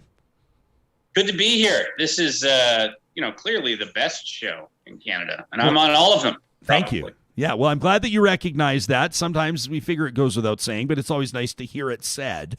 Are you a kombucha guy? So I do live in the West Coast, so I do exist around a lot of kombucha. The weirdest thing, when you were bringing up it's SCOBY, that's what the weird slime alien thing is called. Yeah. If you look on used, like Craigslist, Facebook Marketplace around Victoria, you will constantly come across hippies trying to give away free SCOBYs. So it'll be like the jar from some stranger, like free slime, because it's like a religion. Like, it's not just like, have you ever just posted free Arnold Palmers on Facebook? Like, come to my house. I just want to convert you to this. But, you will constantly see like SCOBYs for free on the street. So then you've got the slime jar that's been out for God knows how long. No. So yeah, this is I could get into one of the many disturbing aspects of putting on hard no. Yeah. And I mean, people now are starting to chime in on now people are talking about yogurt. I now see that bubble tea has entered the conversation here.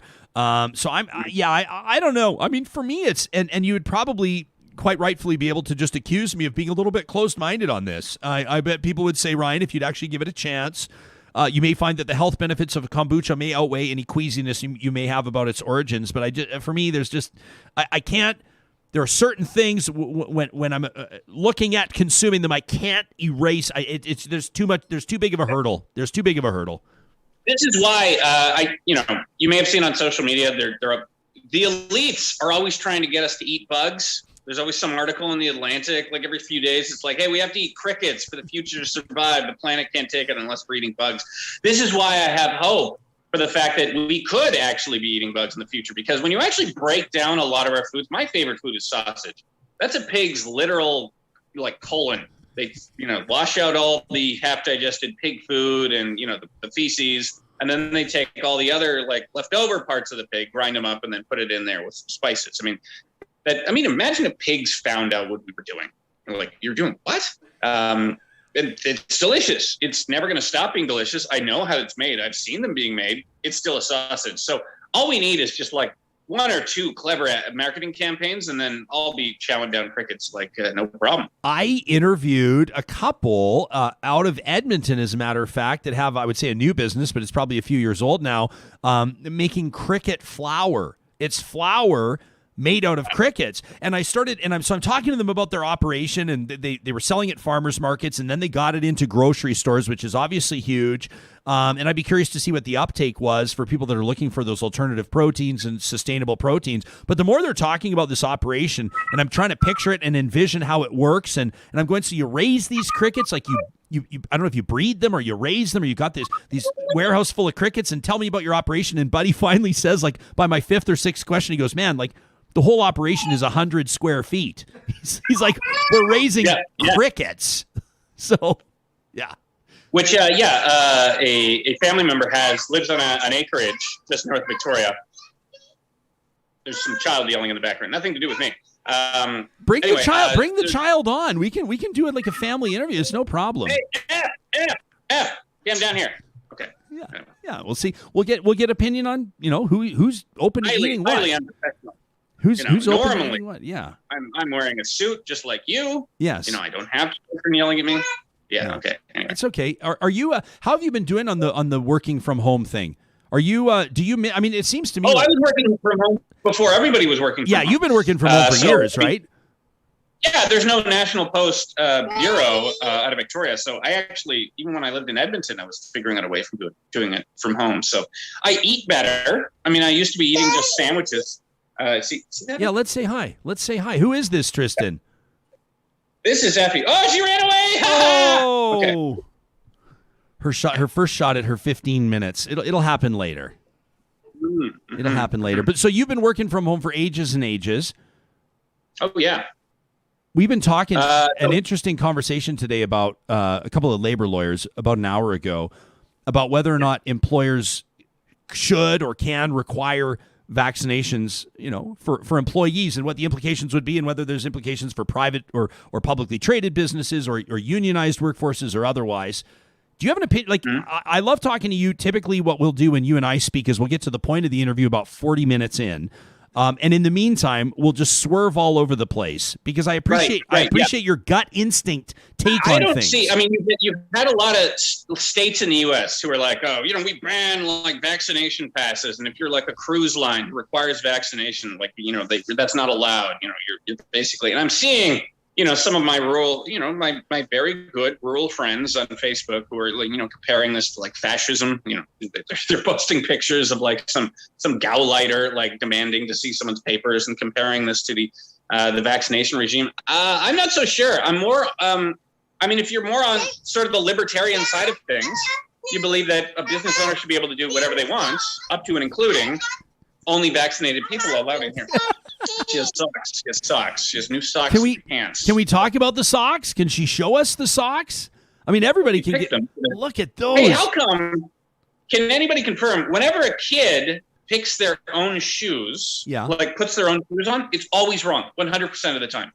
Always the left on the right and the right on the left. It's never correct. I'm wondering if I'm raising an Ivy Leaguer because he gets the left and right correct. But he consistently, where I thought you were going with this, which I see that your beautiful girl has done the same thing as my beautiful boy every single time he dresses himself, is mismatched socks. And I think that they might be on. It's intentional. I'm neurotic about getting matched socks, and I feel like he's much more liberated than me. Yeah. There are days where I just let her dress herself to an extent.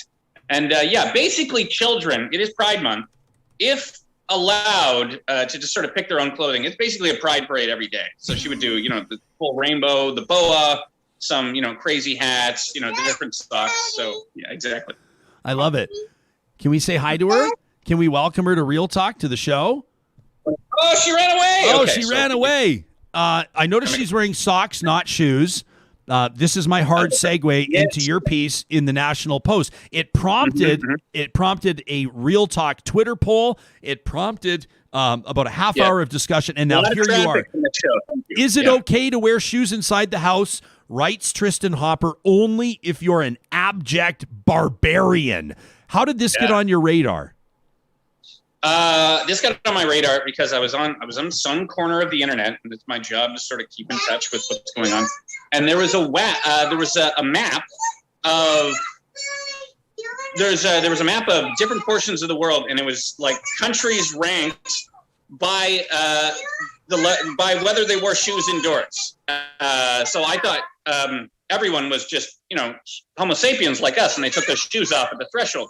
But they were saying, no, our neighbors south of the border of the United States, majority will keep their shoes on inside the house. Most of South America keeps their shoes on in the house. Large parts of France will keep their shoes on in the house. And then I brought it up with my editor, who grew up in Northern Ireland, and she said, oh, yeah, we keep our shoes on in the house.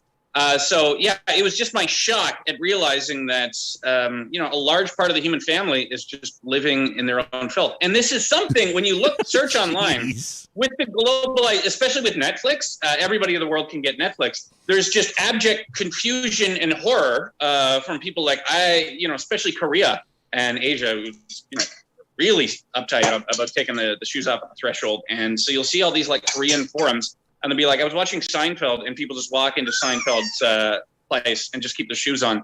Is there something wrong? Is this some morality? Like maybe at the end of the season, they're all going to die of, E. coli or something? Is this a plot point? And they're like, no.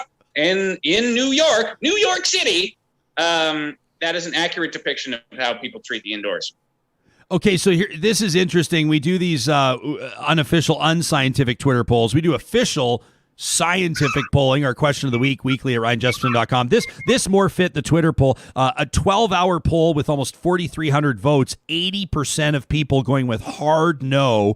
It is not okay to wear shoes inside the house. I found that our question lacked a little bit of nuance. I'm purely saying this for Sarah Hoyle's benefit and because I think it's funny. On purpose, we left no room for nuance, right? But I think that there needs to be.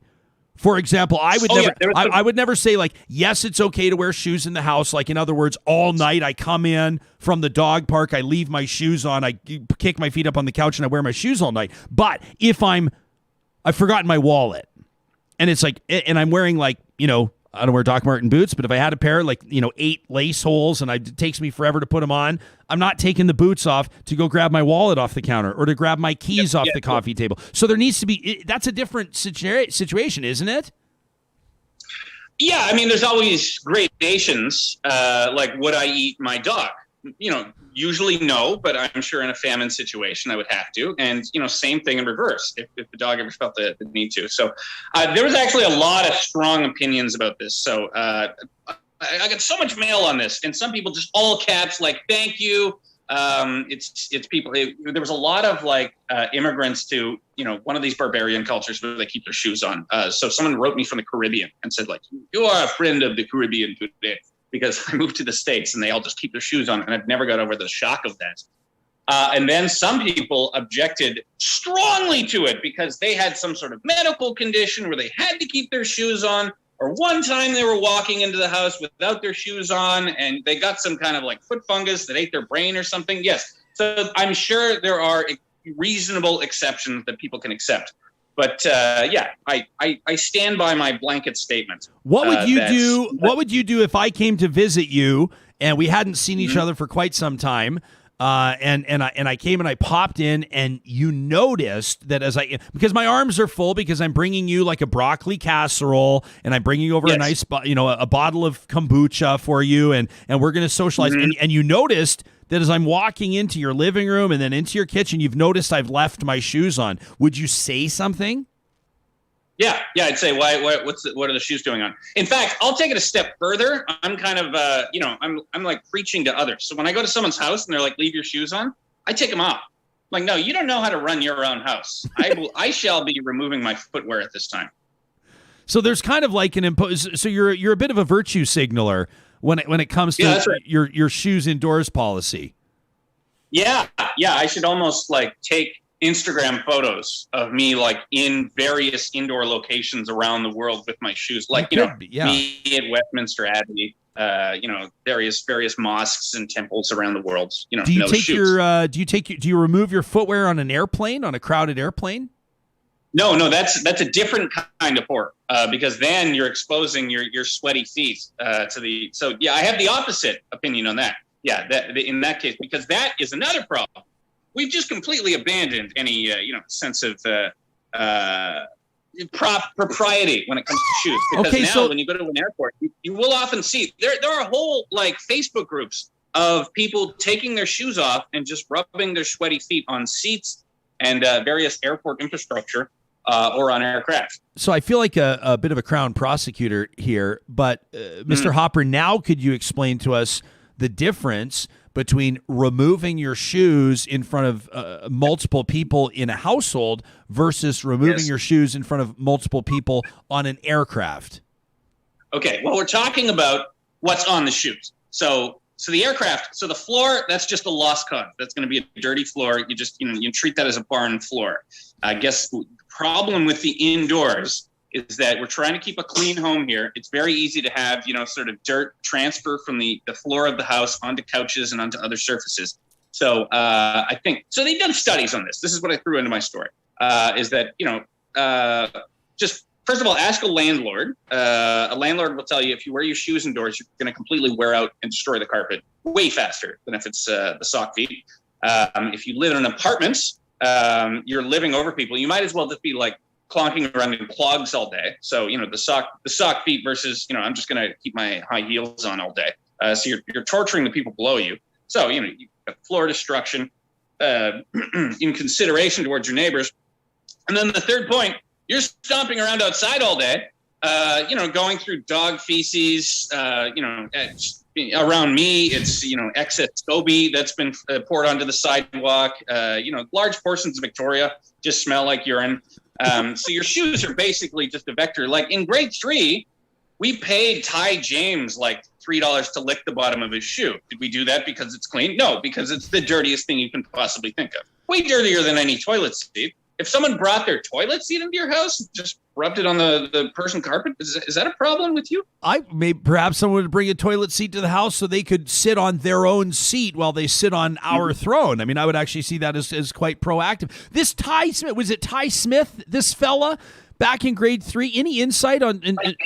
Ty James. I'm thinking of the young star defenseman for the New Jersey Devils. But Ty, what did young Ty go on to do in life? Any insights into what he went on to accomplish? I don't know. He's the one. That is one curse of my generation, is that you have to sort of keep up with it. The girl I sat next to in kindergarten, she's she's a model now or something. So I don't know what Ty's up to. I'd be curious because I could see that going in a number of different directions. He could be the guy that threw caution to the wind. I mean, he did obviously anything for money, licking his shoe for $3. I wonder what he invested that $3 into, and maybe that was the beginning of bold moves. I wonder if Ty right now is sitting on an 8-figure fortune. I'd be curious to know. There was someone I went to high school with who became a very expensive gay prostitute very soon after, and he was like the weird kid in the background. So he was just he was just the guy who didn't get along with others, and then he just went to the gym, got totally ripped, and was apparently cleaning up. I don't know if this is a rumor. I heard it through my normal gay channel, so this isn't some sort of homophobic screed against him. But yeah. What follow who you went to school with. Do you have a recommended gay channel for people that would be curious on gay updates, gay headlines, gay perspectives? Gay channel? Oh no, it's all over the place. It's all okay. I was just curious. People are now wondering, Tristin, if you have strong opinions on people that would wear street clothes in the sheets for naps. Inside the sheets.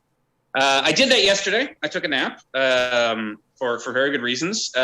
Over top of the covers, I think, because what you're trying to do is you're just trying to create a barrier between the filth of the outside world and the indoor world. So, what they don't understand in the United States is they're just wading through poop bacteria. So, there's not been a lot of studies on this. I did find one. It was conducted by a shoe company. So they have an interest in showing that they're right because they were promoting some sort of washable shoe, I think. But if you take an average shoe, brand new, Adidas, right out of the box, and you walk around outside and then you test it, you're going to find a lot of bacteria, and you're not good yogurt bacteria. It's going to be poop bacteria.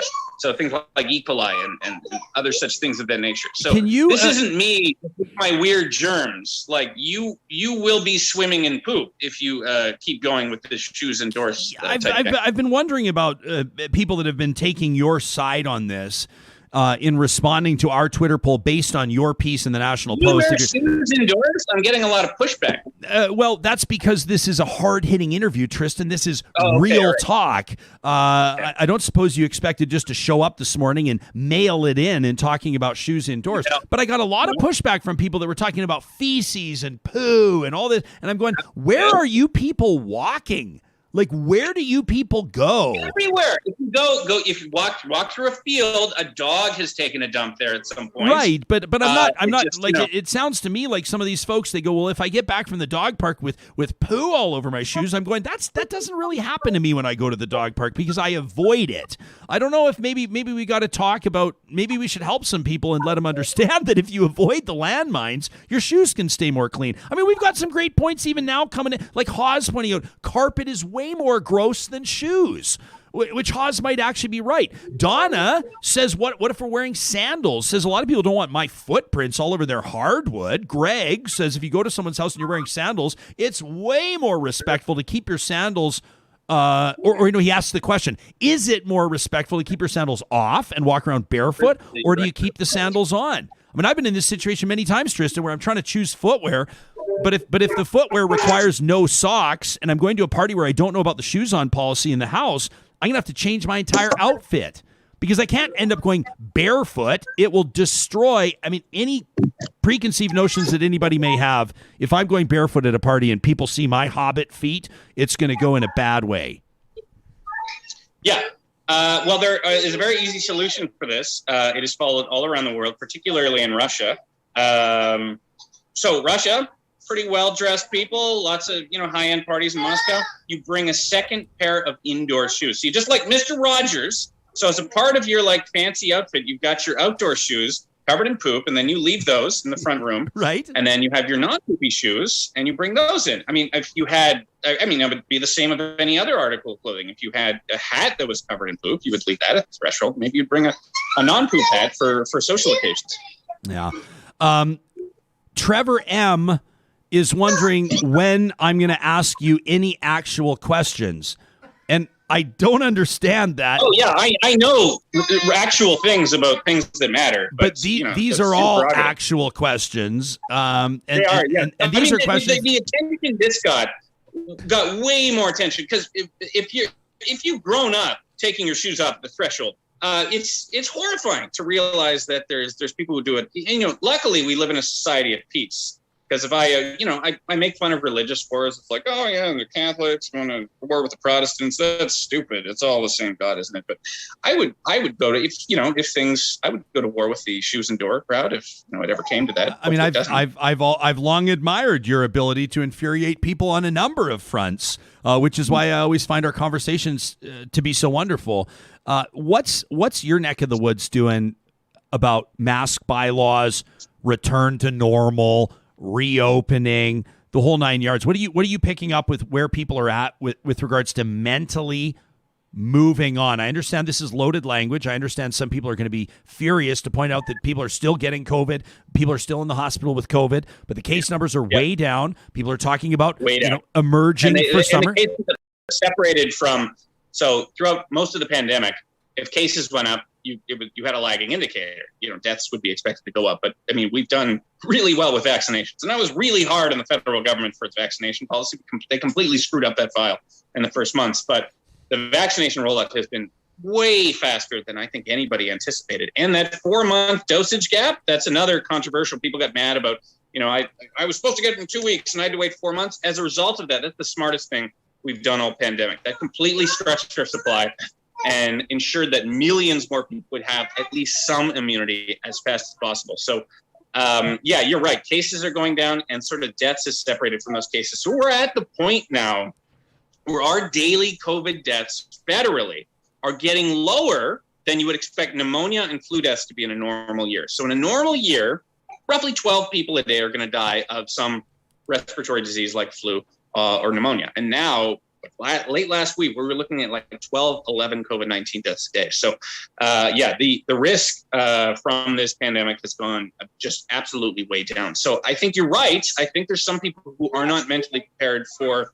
a sort of post-pandemic world. I've started experimenting with, if I'm going into an apartment lobby and I don't see anybody, I won't put the mask on. If there's nobody else in the elevator, maybe I'll just leave the mask off. So I think BC has been better than any other part of Canada in just sort of listening to the science, listening to the evidence, not going on like knee-jerk reactions to keep lockdowns going. Like what's going on at the border and what's going on in Ontario is just insane right now. The border makes absolutely no sense. There is no relation to evidence. A lot of the lockdowns in Ontario, but I think BC has been pretty good at when those case numbers go down, they reopen. So we've always had hair salons open. We've had indoor dining for the last 10 months. So I'm happy to live in a place that I think is reopening on a timeline that makes sense. A buddy of mine told me yesterday that he was just made aware that his longtime hairstylist will not get vaccinated. She's on the service, obviously, presenting side, right? She's the business owner. She's the one that's going to be hovering over him, cutting his hair. I said, are you still going to go to her? She's like, she's cut his hair for 20 years. I said, are you still going to go to her? He goes, I don't know. He said, I'm not sure. I probably wouldn't. I mean, that's the thing about, like, I don't believe in making people get the vaccination, but I want to know, like, if you have. Yeah. I'm the same way. I'm the same way. Hey, man, this has been such a fun exercise for me to watch you do an interview and put in a great effort while also being Father of the Year. What a delight to meet your little one. I'm so grateful that she made her Real Talk debut today, and I'm looking forward to the next time our paths cross. It's always good to check in. Thanks so much for making time for us, pal. Thank you. That's Tristin Hopper, national columnist for the National Post, based out of British Columbia. I wanted to kind of keep it going to just watch him continue to try to do both. Yeah. Right. And like listen. He was giving, you know. Maintain eye contact and answer all of your questions. Isn't it interesting what he points out BC and says, BC's done relatively well, his home province, at least where he's living now. You look at these numbers from Angus Reid, National Pollster. These were released, I think, on June 9th. These are almost, 2 weeks to the day. Francois Legault, Premier Legault in Quebec, 66% approval. John Horgan in BC is right behind him on his heels. Premiers Fury and Moe are all doing relatively well. Blaine Higgs in New Brunswick at 55%. But these are premiers polling. Premier Rankin in Nova Scotia, 53%. Then there's a big drop, right? So you've got 66% Legault, 63% Horgan. Doug Ford in Ontario, 35%. Brian Pallister, 33%. Premier Jason Kenney, 31%. The lowest approval rating of any premier in the country. Tristan's assessment, specifically about BC, is that the impression is that BC's listened to the science. And you wonder if that's a direct correlation to where the polling's at right now. 31%. That's a tough one for any politician. But when you look at, sure, they were following the science, but what did that create? That created consistency, not a lot of back and forth. It created, the a situation where the pandemic wasn't, going all over the place and up and down and spiking. And can we also point out that there's some inconsistency with people? I'm holding a jerry can in a match right now. Oh boy, here we go. People were listening up. A lot of people were listening to the science up until recently. Like, I know that people will tune in from across the country right now, but just to re-reference what's gone on in Edmonton, a close city council vote, I believe it was 7-6 off the top of my head. Some people are infuriated that Edmonton City Council voted to lift the mandatory mask bylaw. Like it or not, they're listening to the science. The councillors that voted to lift the mandatory mask bylaw are listening to and paying attention to the data from and using the mile markers provided by Dr. Dina Hinshaw, Alberta's Chief Medical Officer of Health. Like it or not, that's 100% it. Okay, so we're saying that that's science? Yeah. Public health officials have been providing data and insight and expert opinion for the last 18 months on how numbers, like R values or infections or hospitalizations or ICU admissions or deaths, factor in or should factor into public policy, into the politics of the pandemic, into public policy. And we as a population have essentially been informed that when numbers get to a certain point or a certain level, then some restrictions can be eased. That's been the impetus the entire time. Except now it's going in the other direction, right? When numbers were going up, when they were skyrocketing, and they were saying, look at all these new infections, look at these hospitalizations, look at the rates of infection, look at the variants, look at how contagious they are, look at all of these numbers, data, evidence, science. That is why we must lock down. That is why we must close this. That is why we must require masks. That is what, right? But now that the numbers are dropping and the stats are dropping, and politicians are, I think in some circumstances, some of them in an effort at prudence are saying we're not quite ready yet. And our vote is to keep the mask bylaw in place. Other politicians are saying if we were listening to expert opinion and data and science and numbers before, we should continue to do so now. And the numbers show that we're at a point where they can start easing restrictions. And that's why they're voting the way they are. I didn't cast a vote on council. I'm just saying that I would think that would have factored into many of the city councilors that said we're going to vote to lift it.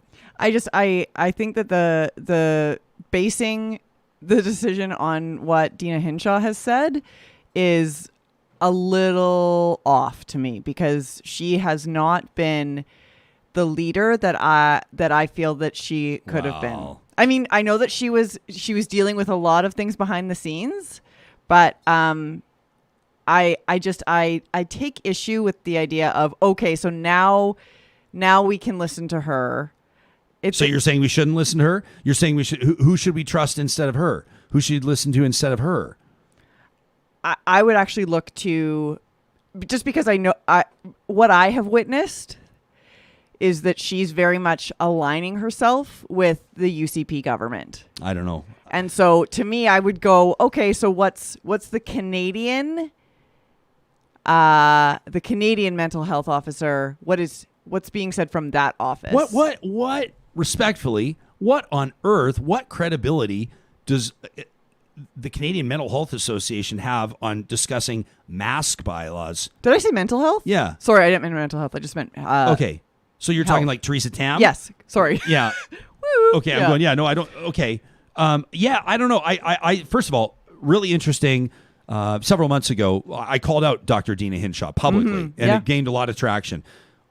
Dr. James Talbot, previously Alberta's Chief Medical Officer of Health, reached out, gave us a great interview. And I would encourage people to check that out. He was very candid, and he described the real challenges that can come along with the job. I'm not an apologist for Dr. Dina Hinshaw.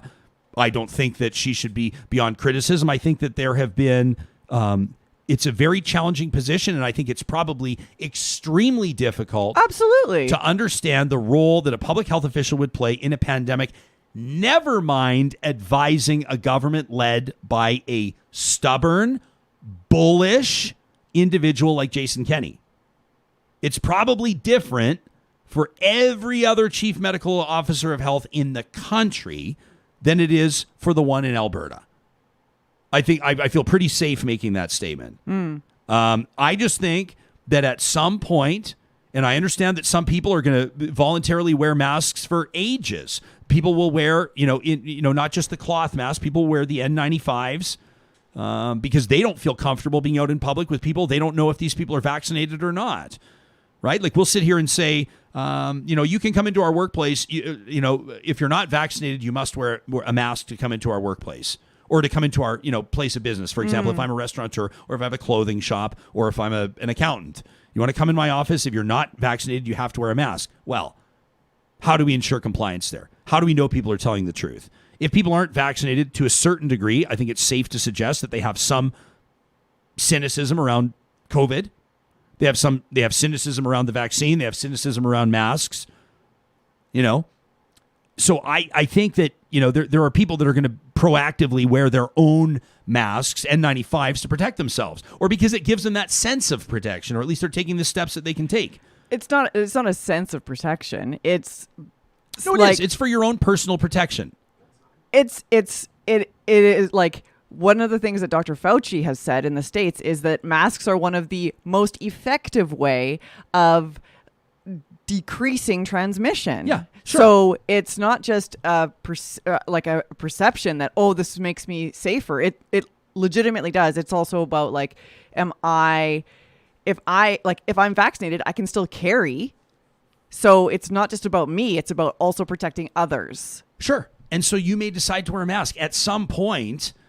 You guys know me. I'm not an anti-masker. Yeah. I mean, if anything, we've been banging the drum for the last 18 months. I've been doing it on 2 different shows, bringing on health experts and telling the anti-science crew to fuck off. I mean, that's what I've been doing. My track record is strong. I'm just saying at some point we will emerge out of this and there will be some discomfort with people around the decisions as we emerge from this. And a big part of that is going to be when mandatory mask bylaws are lifted, right? A big part of it is going to be that. Now, a lot of people are going to say, there's no way I'm going to the Calgary Stampede. Some people are going to say there's no way they're going to go to a restaurant. For some people, there's no way they're going to go out in public. That's perfectly fine. But at some point, there's got to be a move back to what people are accustomed to. Yeah. And we have to, I suppose, be able to justify those decisions based on something. So if you're a politician and you're going to be knocking on doors seeking re-election and someone's going to say, I do not like the way that you voted on that, the politician's going to have to be able to say to the person, here's what I based my decision on. Yeah. And I think that probably I won't say bulletproof, because you can still sustain political wounds based on the way you vote. Some people don't care about the justification. They only care about the vote. And that's fine. That's your right as a voter. Mm-hmm. But those people are probably going to say the most bulletproof justification you could put forth is that I based it on numbers and science and data and evidence. And we were trending down to a point where I felt comfortable making the decision. Sam, where do you land on it? Well, I got a couple things that are sort of jogging my mind right now. One has been Dr. James Talbot did, come on before and say that Alberta's on the right track and we need to trust Dr. Hinchon, and that's 100% true. Lately, and by lately I mean probably within the last month and a half since Alberta's announced their reopening strategy, Dr. Talbot has been doing a lot of press saying this is a reckless plan that is moving too fast. That is his official position right now. And he's been on the record saying that in multiple media outlets. So, there's a little bit of a disconnect there, just to begin with. The second thing that I'd say is I think that, one of the things that's kind of left out of this conversation is that Alberta's basing our entire benchmarks on first doses and first doses only. We don't have second dose benchmarks baked into the reopening plan, whereas tons of other jurisdictions do, as do they have them baked into their mask bylaw plans. So I think we're not comparing apples to apples. Like if you say we're trusting the science, well, the science in some jurisdictions has first dose, second dose, hospitalization benchmarks. Alberta did away with all of that. So, I'm curious where the science is on this, because different health experts with different political bends tugging them in one direction or the other, because we know these decisions are partly political. No, but hang on a second. People need to understand, chief medical officers of health or medical officers of health do not dictate the political policy. They advise on the political policy. Behind closed doors, Dina Hinshaw is not beholden to toe any line. She also cannot impact the policy in the sense that if the premier or the health minister or the education minister tells her to, beat it, she's in a position where she's provided her best advice and to a certain degree has had to step up and be the messenger, right? So, but ultimately this causes, and I agree with you. I mean, I sat here and took a big wide swipe at the Calgary Stampede 30 minutes ago. Alberta's not out of the woods. Nobody's out of the woods. I'm just saying at some point, my friends, this whole thing's going to wrap up. And there's going to be a point where we still recognize. I mean, I was talking to a teacher the other day, messaging back and forth. Always appreciate your emails to talk@ryanjesperson.com. They had a student in the classroom. The suspicion was that the student had measles. And she said, what? How does a student get measles? Well, not vaccinated. So, yeah, there's still going to be cases of COVID-19, right? Medical experts are telling us that people will still get COVID-19 like 5 years from now. It's never going to be at zero. It's very unlikely that it's going to be to zero based on vaccine hesitance and a whole bunch of other factors. But, people here saying like Jesperson doesn't understand the purpose of a mask, right? Spartan Canuck, super smarty pants, says Jesperson doesn't understand the purpose of a mask, right? It's not personal protection. It's to not be a spreader. Yeah. Loud and clear. Hundreds of interviews on it. But at some point, people are probably at this point already, they're losing their appetite for mandatory mask bylaws. There's a huge difference between mandatory and voluntary. And you're more than willing. I mean, I'm going to keep wearing masks in public because I've told you I appreciate shopping in peace. I mean, there's many reasons why people will wear masks. It is quite comfortable to me to walk downtown with a mask on. Quite frankly, I like the feel of it. So I'll keep wearing masks sometimes. I will always wear a mask on an aircraft now, mostly because I'm the guy that sleeps on the airplane with his mouth wide open, and Carrie always takes pictures of me and posts them on Insta Story. Now I'll just wear a mask and those cool little eye cushions, and I'll be completely protected. But what I'm talking about when I say personal protection, Spartan Canuck, and I made it very clear, is that I'm not talking about cloth masks. I'm talking about N95s. Cloth masks do not protect you from getting sick. Health officials have said that. And they've been all over the map on masks, by the way, over the last year and a half. But it's never been to protect you from getting sick. As you said, it's to protect others from you. The N95 is the other way around. The N95 offers protection both ways, right? N95 is what firefighters and police and others have been wearing as PPE. It's the mask that it is personal protection. Your flimsy little, mask of your favorite band or your favorite hockey team, that's not going to keep you from getting sick. So, I mean, it's just, this is an interesting conversation. I don't necessarily think that there's a completely right answer because there are people that have been diligent and people that get double vaccinated, people that were first in line to get their second shot that now, and the reason why they've been doing it is because they're ready to throw their masks out and never put them on again and hug their grandkids. I was going to say and pass joints around the campfire circle, but that would be normalizing cannabis. People want to start doing things again that they can. Like, hey, how's that wine? You want to try it before you order one? Try it. Have a sip of my wine. You think anybody has been doing that in the last year and a half? I mean, most people, not a chance. Things that were so normal, right? The thing that I worry about, and maybe we want to move on, I don't know, but the thing that I worry about is mask mandates. They help people that are in the service industry, and they help it. I mean, we still get those people that are belligerent and say, I'm not wearing a mask, and swear, and everyone pulls up their phones and records it. But the mask mandates help people that are they're trying to stay safe and still do their jobs. Some random guy says, yes, Ryan, at some point, but this isn't the point yet. Well, sure, but based on what? Based on what? Like, to a certain degree, maybe I'm being devil's advocate here. I'm not the guy that's like cheerleading the Calgary Stampede, and I will not be going to the Calgary Stampede, and I love the Stampede.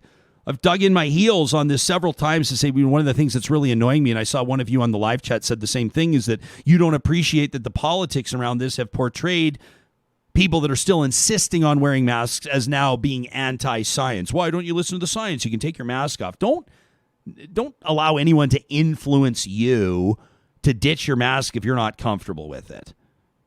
And to a certain degree, I mean, I believe in free markets and the power of the market and the influence of the consumer.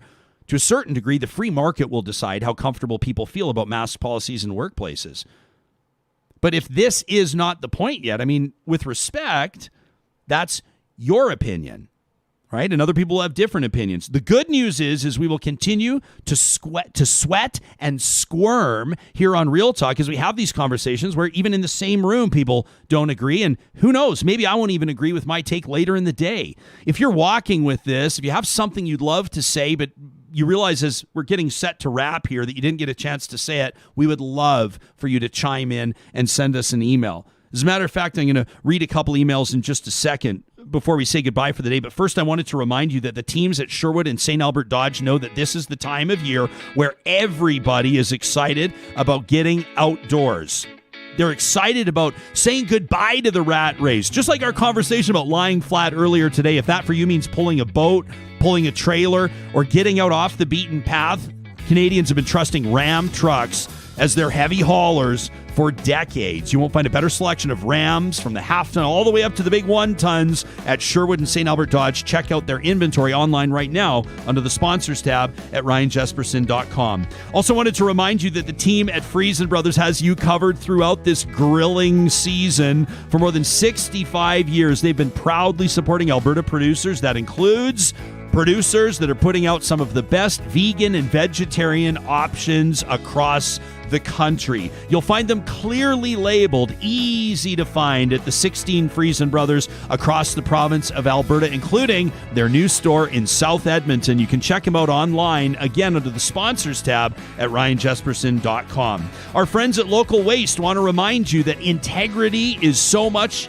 of their driving force. I mean, it is one of their core values. They have it up on the wall in their office. Integrity and no BS. I've seen them both myself. That means when they sniff out something that stinks in the waste management business, they're going to let you know and wave that red flag. If you've got a suspicious email as an entrepreneur about your waste management contract, you have questions, Mikkel would love to talk to you via localwaste.ca. They'll tell you more details on what I'm hinting at here. Don't sign a bad contract. Do what's best for your business with Local Waste. And a big shout out to the team at Kubi Energy. We want to remind you that this is the time of year where Jake and his team have their installation crews busy across Western Canada. Right now, an opportunity to knock $9,000 off your solar install. How? Give them a call and ask. You'll find them online at kubienergy.ca. A reminder, the first show of every week, Kubi Energy presents Positive Reflections. We're taking your emails 24/7 to talk at ryanjesperson.com. What's made you smile? What's filled your bucket? What brought you joy? We want to know. Positive Reflections every Monday or the first show of every week. Love this from Tanya, who said in an email to us, the subject line, "What a week to miss it live." Damn, she says, that's all I can say.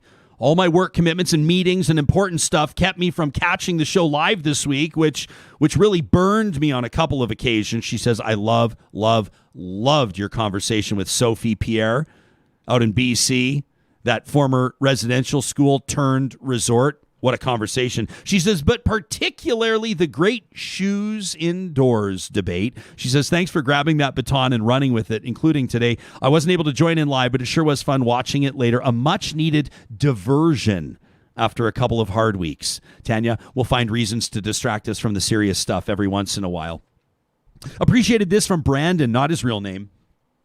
Said, first of all, it's important to me that I remain anonymous with these comments, but I wanted to validate the comments that were made on your show a while ago from Mayor Chris Spearman out of Lethbridge, Craig Snodgrass, the mayor in High River. He says they're exactly correct when they said that municipal politicians in Alberta are keeping their lips zipped and not criticizing this Kenny government for fear of retribution.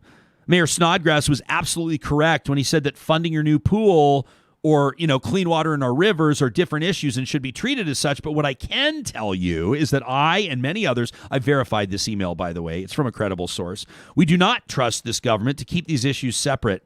Our municipality is expecting a significant investment and funding announcement to kickstart a very innovative, region-changing venture. If a group were to speak out, I do believe that it would be heard, and I do believe that it would jeopardize the project. When you've got your chief of staff for the Ministry of Environment sitting on, watching over, and advocating on your local constituency association, you never know who's listening, watching, and reporting back to Chancellor Kenney. That's all for now, says Brandon, not his real name. We also got this from Bubba, who says, I must not identify myself by my given name because it would cost me my job in a UCP-oriented municipality. As noted, I work for a municipality, and my frustration focuses on hypocrisy, specifically regarding equalization.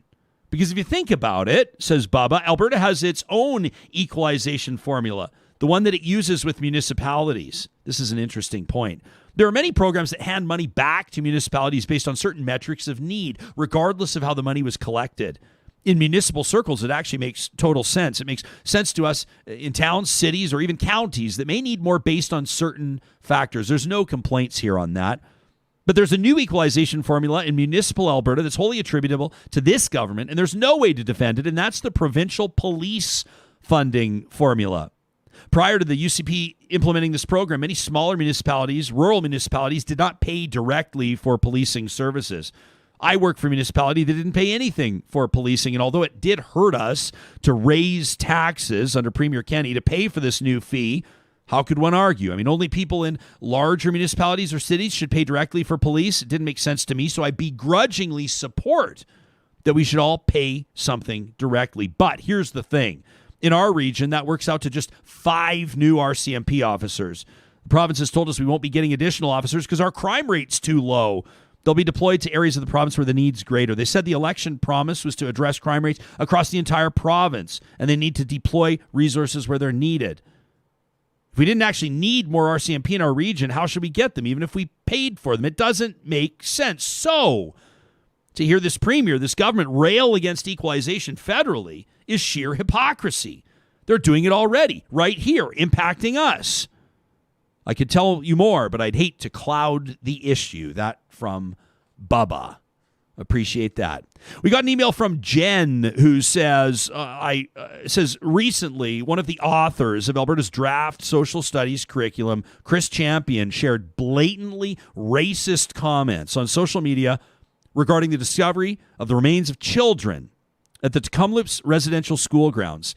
He's trying to explain away cultural genocide through mortality rates and tuberculosis, and even has the nerve to suggest that residential schools were positive places due to photos with smiling kids, completely ignoring documented stories of abuse and trauma shared by survivors, brave survivors. Champion's contributions must be removed from this curriculum. Examples of this deeply seated racism are laced through the draft, through his othering of non-European people. Now, I know the draft is being updated in response to feedback, but there's no Band-Aid that can fix this, says Jen. It needs to be redone. Proper consultation, meaningful consultation from educators and Indigenous people in Alberta. The government must do the right thing and remove this portion of the curriculum. And I love this one from Bruce, who said, I appreciated your show last Tuesday. He says, I've been bewildered by people who deny the self-evident, that is COVID and the power of vaccines. Albert Camus, in his novel The Plague, warns us of chilling consequences. Quote, there is a terrible cogency in the self-evident. Ultimately, it breaks down all defenses. Bruce says, one of those pithy quotes to pack for an opportune moment. Wanted to leave you with that as you continue to have conversations with friends, neighbors, and loved ones about vaccines, about masks, and about everything else. We commit to continue to have uncomfortable conversations, to solicit different opinions, and to make meaningful strides in understanding where one another is coming from. Tomorrow, an amazing show in store, including the Chief of Treaty A. We're going to get into some of the conversations we need to have around accountability and reconciliation, plus a possibility panel. What could Alberta look like 30 years from now? We'll go there and talk to you then.